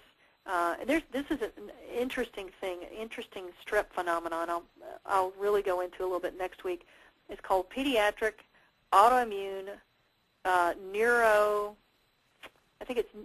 neural disorder associated with strep.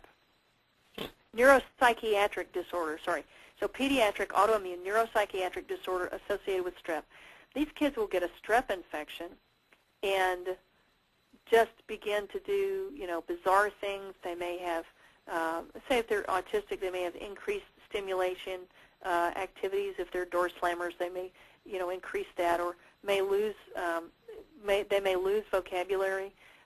And it's a strep infection. And here's the interesting thing. The normal markers of a strep infection in the blood don't happen. The immune system is so messed up, they can't even respond normally to what is clearly recognized as an infection. So these are interesting things you have to take into account. Lupus needs to be treated. Your brain will work for it. Lupus is well known for having some psychiatric associations. But if we can get the lupus treated, the brain will tend to work better. Epilepsy, and to me this is one of those cycles. Do they have epilepsy because their brain doesn't work right, or is it sort of vice versa? Anything that you can do that's going to improve that is going to help the brain work better. Other diseases, porphyria, homocystinemia, phenylketonuria, we talked about that. There has to be dietary modification there. Thyroid, parathyroid.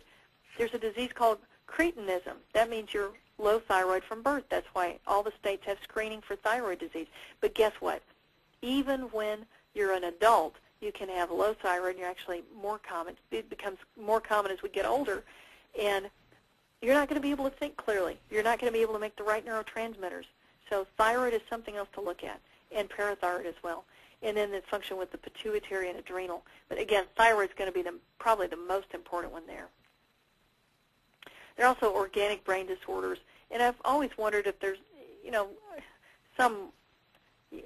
where do you draw the line, I guess is what I'm trying to ask the question with overlap. For example, if someone has had brain injury, well, I guess it's organic brain disorder, but again, we still have to give the nutrient substances so that the trauma can heal itself, rather than just saying, well, heal the trauma and the brain will get better.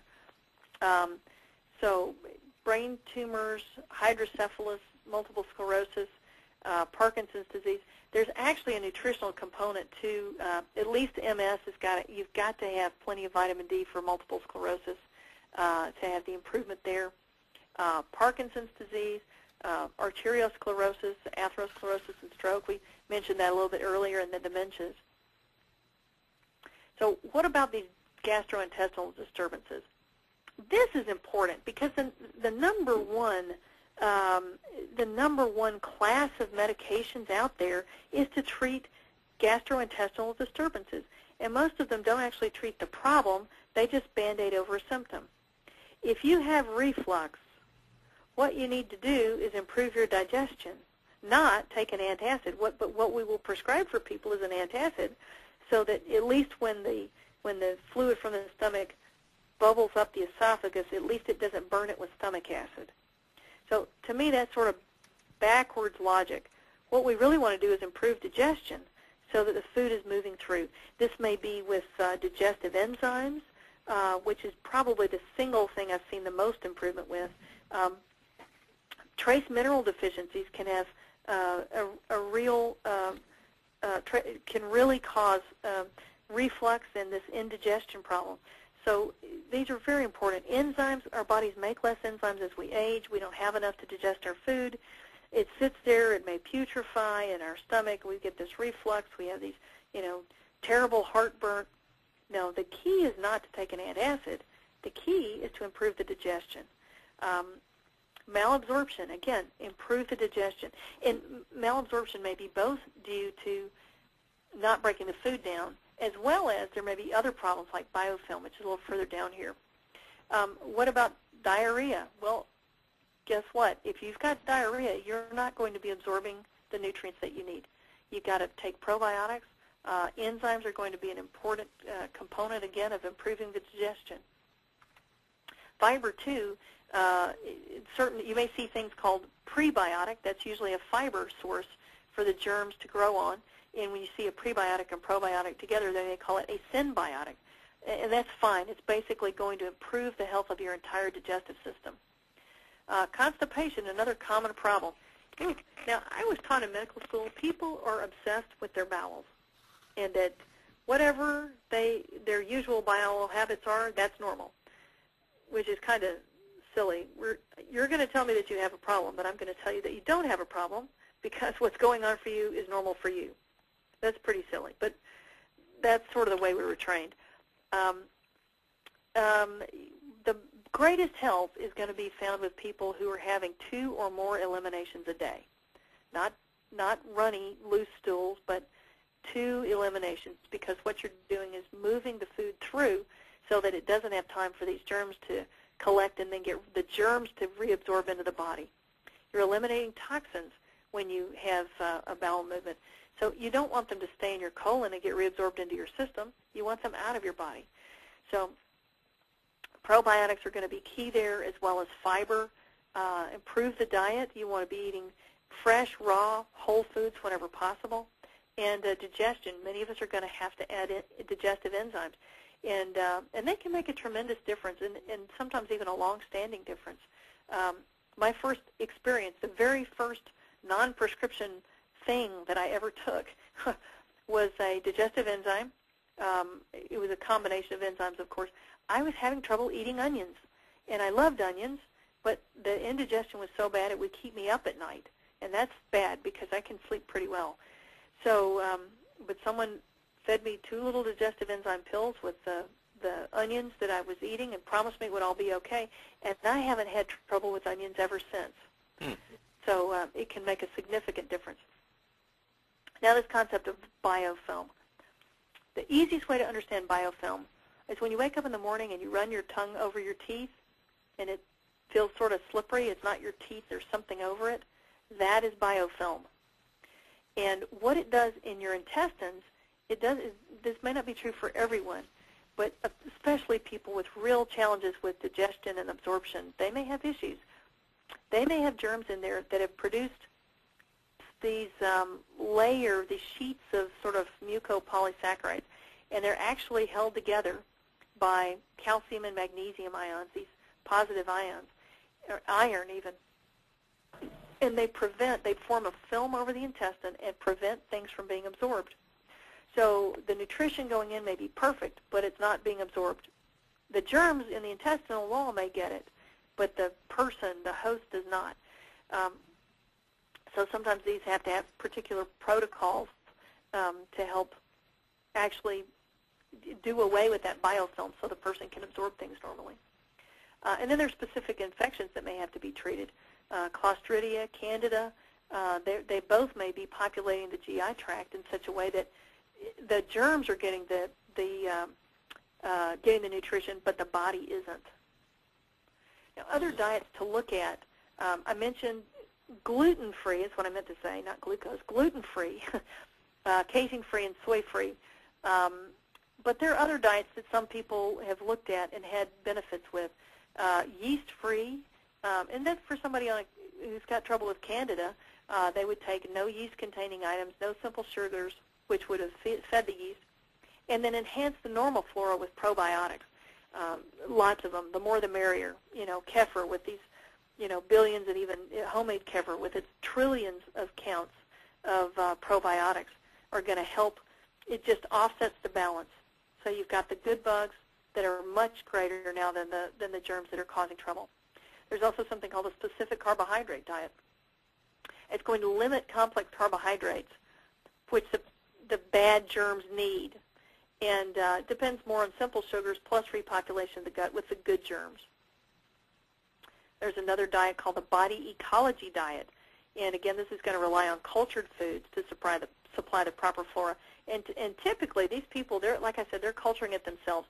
The stuff that you get out of the grocery store doesn't have as many germs in it because they have to package it, and it's got to stay on the shelf for 2 or 3 weeks.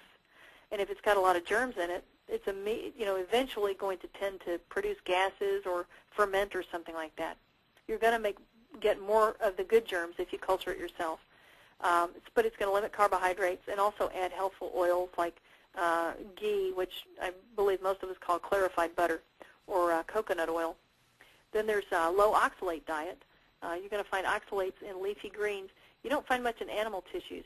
But the problem is the oxalates are going to bind to minerals, and they're going to limit the absorption.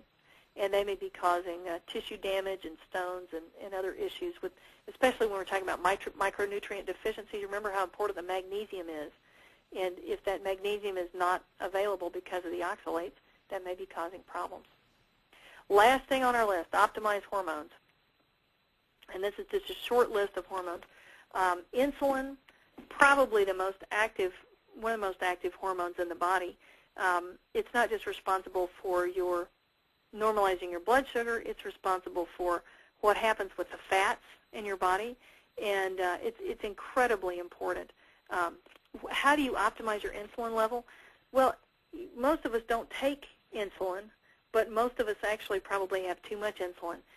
If we're overweight, if we're eating what I call a high insulin diet, that's one that's high in what I call stupid carbs, rice, pasta, breads. Every time you eat those things, your body has to produce insulin, and it's just actually compounding the problem. And this is actually probably what's behind this epidemic of type 2 diabetes. Vitamin D, again, extremely important. It's actually a pro-hormone, but it's extremely important in all the systems we mentioned earlier. You should check a 25-hydroxy vitamin D. It should be between 50 and 90 nanograms per mil, or 125 to 225 nanomoles per liter. And then just a little caveat there that I learned from the Vitamin D Council. Just because you have a level that's higher than that doesn't mean you're vitamin D toxic. You're only vitamin D toxic if you have a high vitamin D level and a high calcium level. And what we're finding is it's really not common at all. It's not common at all for people to have a vitamin D toxicity, even if they're taking lots and lots of vitamin D3 supplements. Progesterone, extremely important hormone. There are more progesterone receptors in your brain than there are anywhere else in your body. That is amazing. Yeah, it's extremely important to get the hormones optimized. And you can't just take progesterone and assume you're getting it right. This is one of the reasons I really recommend people get tested, whether it's a saliva test or some of the more accurate blood tests, so you know what the ratios are. You know, let someone experienced in this help you interpret it. What should your levels be? What should your ratios be of progesterone to estrogen? You know, it's different for men, for women. Different age groups, you know, have different requirements. So it's extremely important. Testosterone as well. You're not going to feel well if your testosterone level, which should be a certain amount, is only a half or a third of that. So everyone has testosterone. Men are going to have a little bit more. They're going to have more receptors for it, so it's going to have a slightly different effect. But, you know, this is another one to make sure we've got that level where we need it. Estrogen, again, too much is more common than too little, but it's important to check into, because if you are low, you should get a bioidentical estrogen replacement. And then lastly, thyroid. And this is one that the testing now, the cutting edge for testing for thyroid is not checking T4, T3, and TSH. It's actually giving an iodine, a load of iodine, and seeing how quickly the body absorbs it. If the body absorbs it very, very quickly, then you know this is someone that's deficient and needed the iodine. And it makes perfect sense to do that. What doesn't make sense is that we give people thyroid hormone replacement and we have no idea what their iodine status is. That doesn't make sense. So these are all things to keep in mind. And this is, you know, in this day and age, I think most people are specifically, you know, you hire your physician. You may have to pay for him out of pocket, but you should be able to, you know, interview him, talk to him, ask what his understanding, what his specialties are. And you may need more than one that's going to help get you to that total wellness situation. Now, I promised you the resource list. The Kathleen DeMaison book, Potatoes Not Prozac, is listed here. Another one, some of the other information that I gave about the neurotransmitters and mentioned schizophrenia and some of the addictive situations is from a book called Natural Healing of Schizophrenia and Other Common Mental Disorders. Should have put the publisher up there. Sorry about that. I don't have it handy. But it's, I imagine that's another one you could Google or find off Amazon. And I'd just like to put a plug in for, I keep mentioning, find people that are able to look at these things and help you through. There's a center called the Pfeiffer Treatment Center in Warrenville, Illinois. There's also one in Oakdale, Minnesota.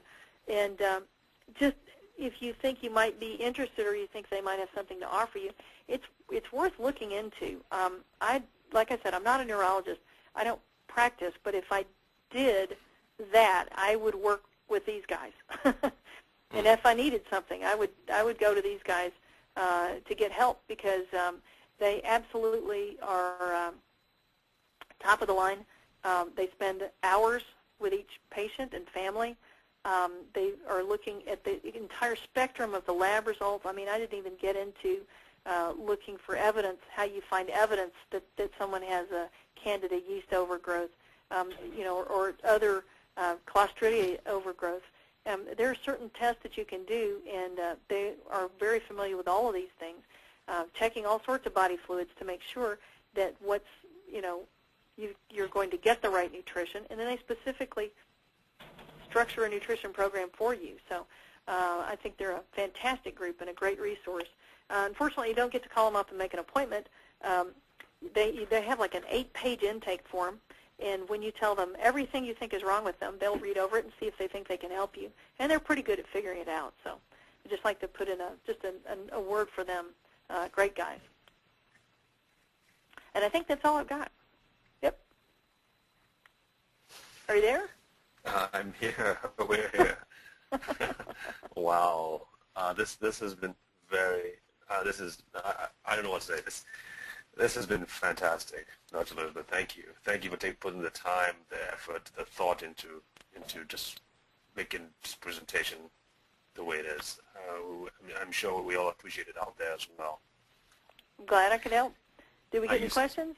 Well, are you able to? I mean, we can only go with how much you, how comfortable are you about doing a few more minutes of questions?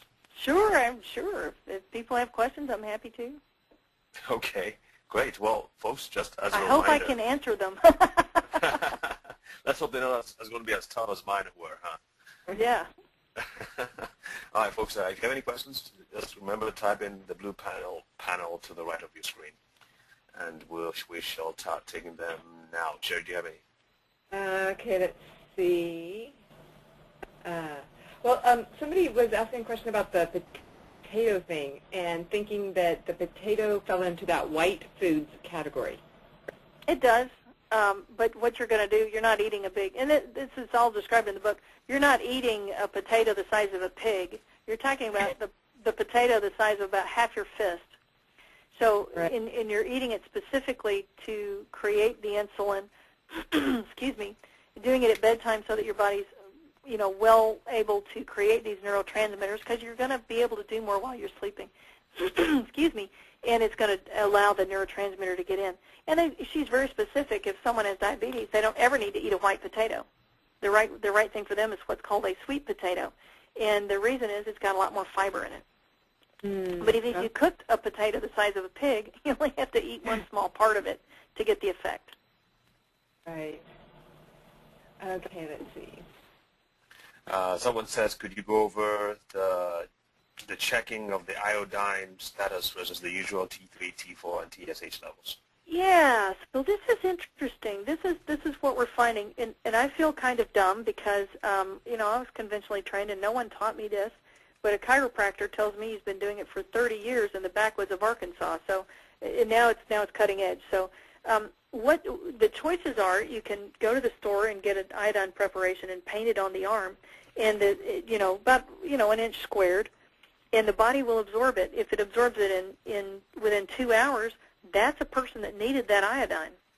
If it's still there 12 hours later, then that's not a person that needed it. There are other people. I forgot there's a guy.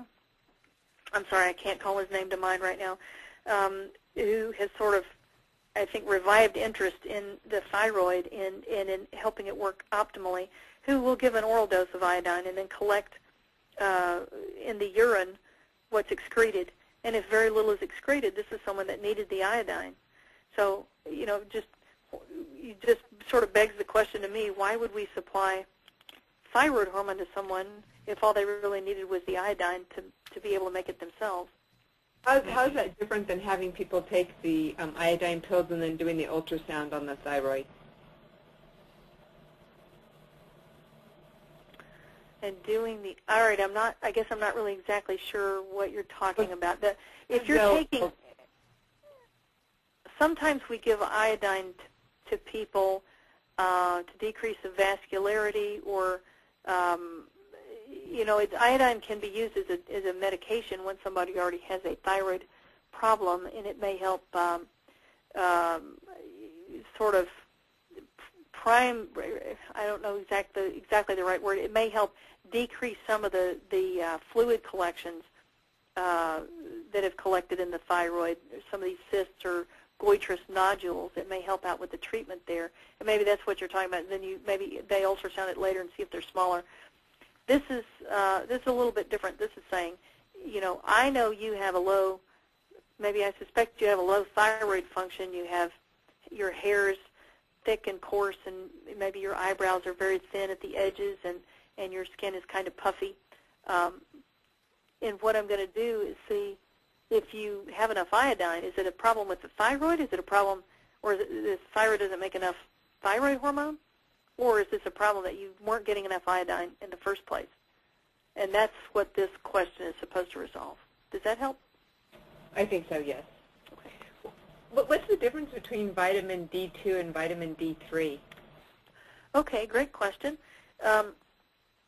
D2 is made from irradiated mushrooms, It doesn't occur anywhere naturally in the human body. D3 is what your skin makes in the sunshine. It's also made in animals' fur, which makes sense. Why would they make vitamin D in their skin? Their skin never sees the sunshine. But animals make it in their fur, and actually my favorite preparation of vitamin D3 is extracted from wool. But it doesn't. D3 does not naturally occur in plants ever. So the people sometimes say, well, I like vegetarian everything, and I understand where you're coming from, but that doesn't work with vitamin D2 or vitamin D, because D3 is what you really need. D2 is what I think someone just wrote the federal government and said, hey, can I call this stuff vitamin D2? It's got some vitamin D activity, and they said, sure. And then they proceeded to study it indiscriminately and said, oh, dear me, it causes toxicity if we give too much of it. And I think that sloppiness is what has left us with some confusion about whether vitamin D is toxic or not. D3 really is not toxic. D2 really is. So that's the difference there. It was interesting when you said magnesium is the highest. That is the most common deficiency? Yeah, it's extremely common. Even more than calcium is, huh? Oh, yeah. And, regarding calcium, most of us aren't actually deficient in calcium. We're deficient in vitamin D.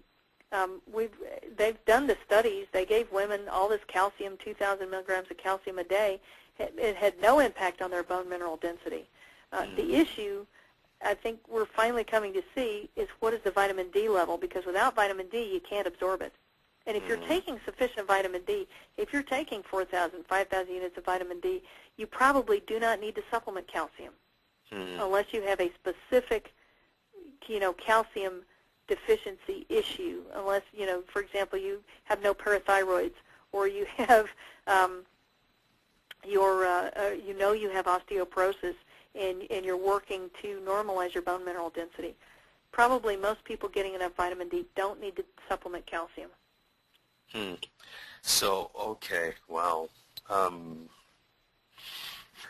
Because I was just thinking about all the different multivitamin supplements, and most of them cannot even give, there's no way they could provide the amount of calcium or of magnesium that is needed on a day-to-day basis in that smaller size pill. Right. Well, and the happy news, though, is that the vitamin D also influences magnesium absorption. So, that's good news. Got it. Because if you're getting the vitamin D, then you're set up to absorb what you need to from the foods you're eating.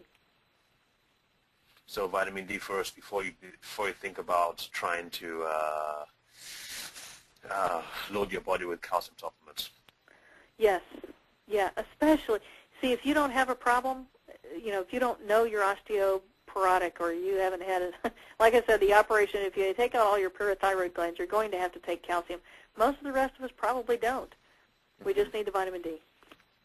Here's a question about, someone is speaking about a specific condition, and folks, like we always say, we specifically try to discourage specific questions with regards to specific conditions, because that's not what we're about here. We're focused on helping people understand how their bodies work. It's a little risky to actually answer, to deal with specific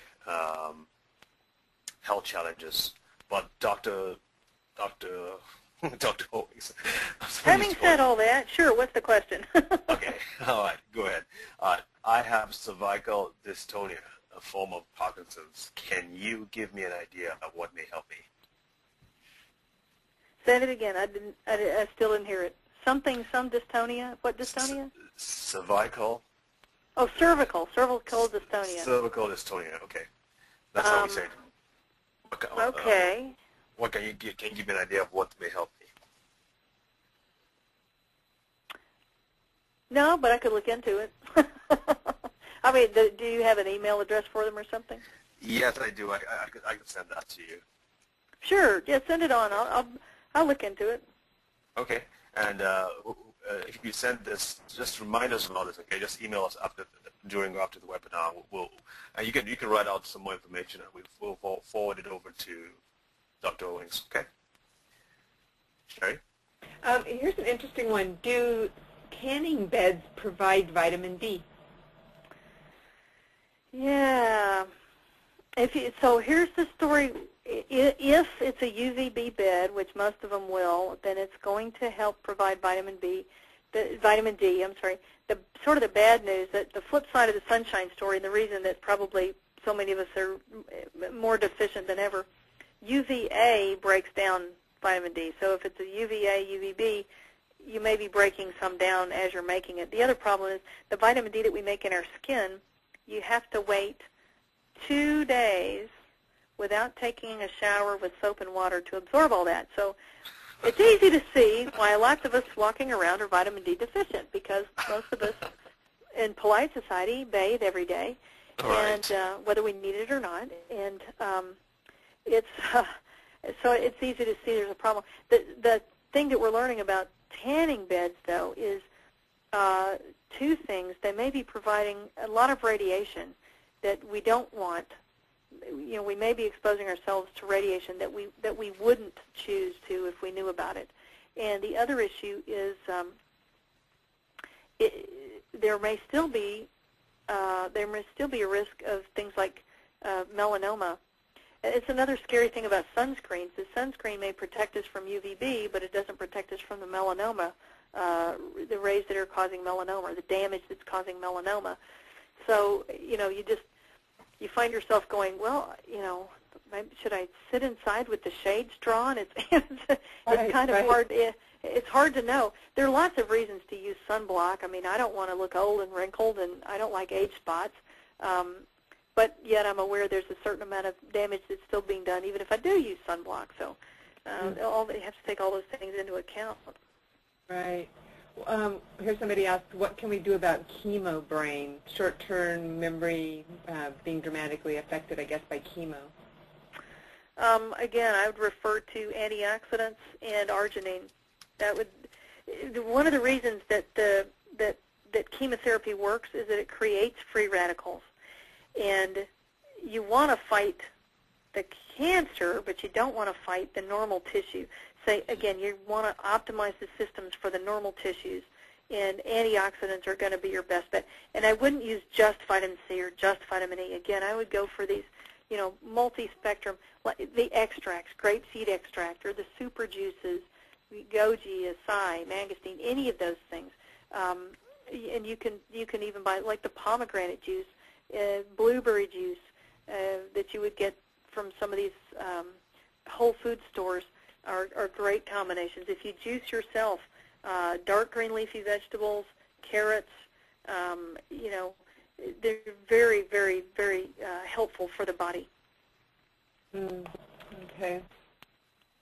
Somebody says, I am getting MSG from eating 2 to 3 tablespoons of nutritional yeast on most days. I read that glutathione is made from glutamate. Is this true or not? Glutathione is made from 3 different things. Glutamate is the only one that I can think of right now. Okay. And so was there another part to the question? No, that was it. I was just wondering if that was true. I am pretty sure it might be pretty easy to look up. Is my screen still showing, or did you take the screen back? It's still showing. Why don't you take the screen back and let me look at that? That one might be pretty easy to answer. Okay. Hey, David, can we show your screen? Sure. Okay. You ready? I'm ready. Okay. Ah! Oh, oh no! What's that?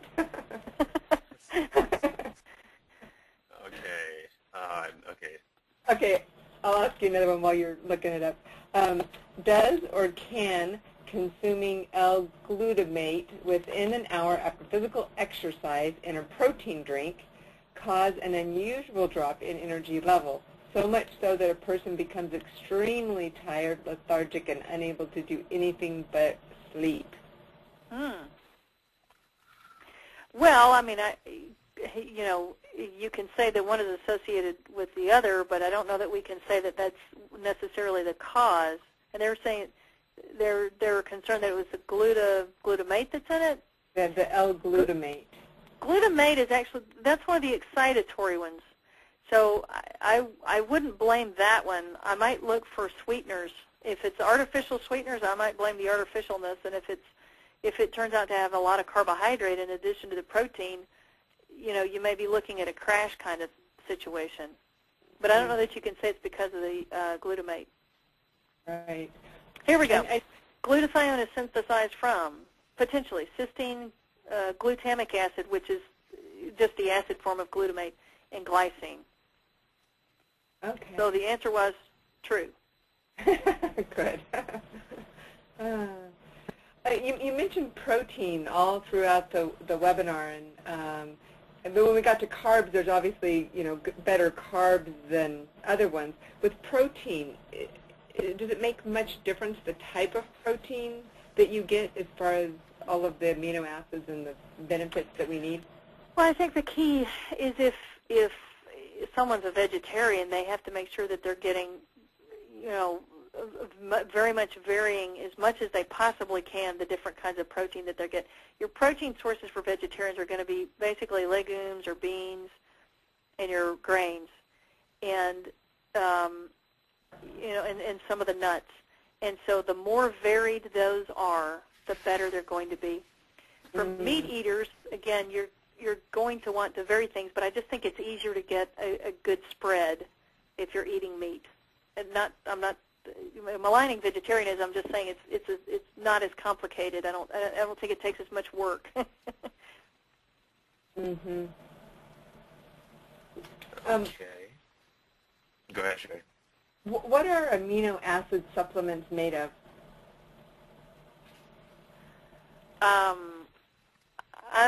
I guess what they're asking is what is the source for the amino acids. Most commonly it's going to be plant-based, soybean or something like that, and actually usually non-GMO soybean, as a matter of fact, because the cheapest soybeans tends to come from overseas, as I understand it. So it tends to be plant-based. You don't have to worry typically about it coming from an animal. It's just so much cheaper for the plants. I mean, the plants are out there and they grow and they make their little beans, and then they just extract the amino acids from it. Animal care finishing an animal is actually pretty expensive. That's why meat is so expensive.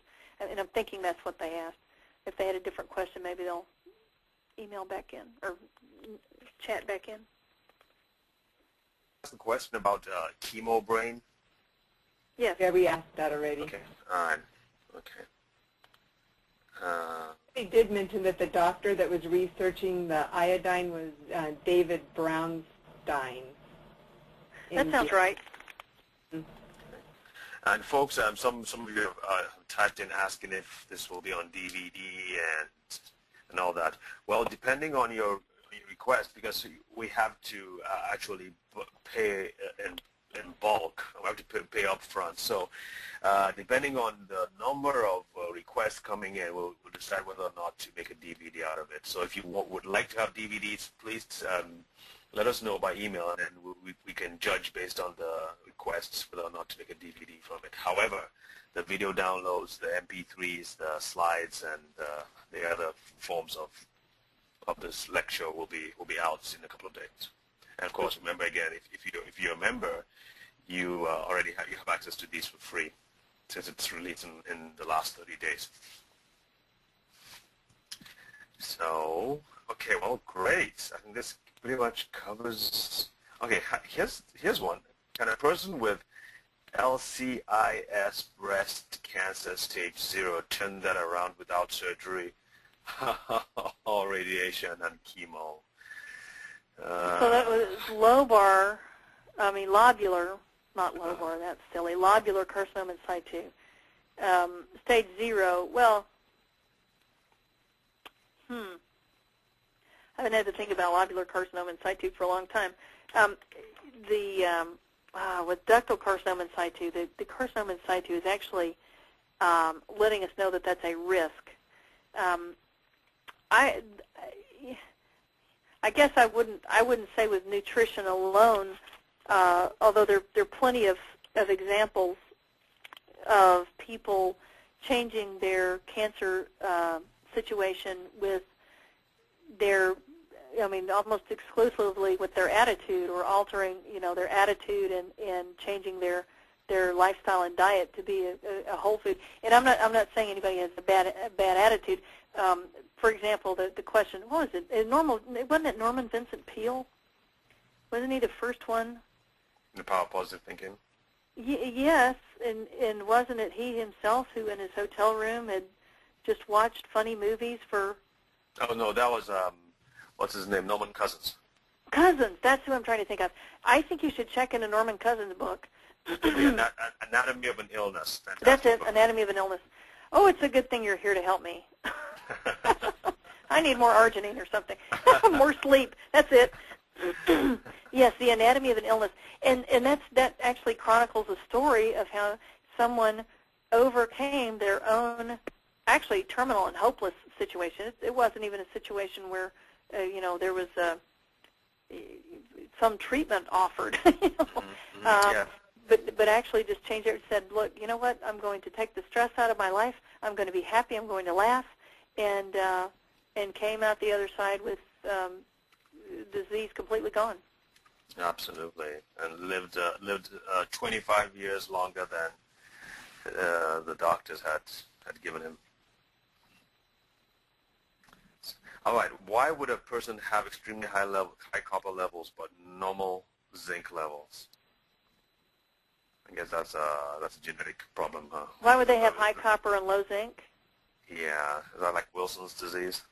No, well, actually, Wilson's is going to be a storage problem. The problem comes down to, and I don't have the pathway in front of me, but it's pretty clear because your body is using zinc up, it's using it, it's getting excreted, it's constantly going out of your system. If it's not being replaced properly, and there's this copper imbalance. Excuse me, like I said, I don't remember the pathway specifically, but you can imagine just it's almost like a positive, it's called a positive feedback loop, because there's less zinc, which somehow drives the copper excess, and this copper excess actually drives the zinc to be excreted from the body. So it's one of those things that can be completely out of balance with no trouble at all. So it's rare for anything to happen the other way. You usually don't see any zinc excess and copper deficient. It's not usually what you see. You usually see it too much copper and not enough zinc. And so the answer there is supplement zinc, and let the copper take care of itself. It will slowly, you see that zinc deficiency isn't driving the copper excess anymore. So the copper level slowly comes back down again. Maybe we can look into that next week. I have a sneaking suspicion I'll be looking that one up, so I will have the pathway in front of me. Great. Well, I guess that pretty much does it for tonight. And thank you again, Dr. Owings. Okay, thank you. And we'll see you next week, right? Oh, yes. Thursday. All right. Same bat time, same bat channel. There you go. There you go. Folks, thanks for joining us. And join us again on Tuesday for Dr. Dolan's presentation on autism, and then on Thursday for Dr. Owings's. All right, you have a good night, and God bless. Good night. Good night, everyone.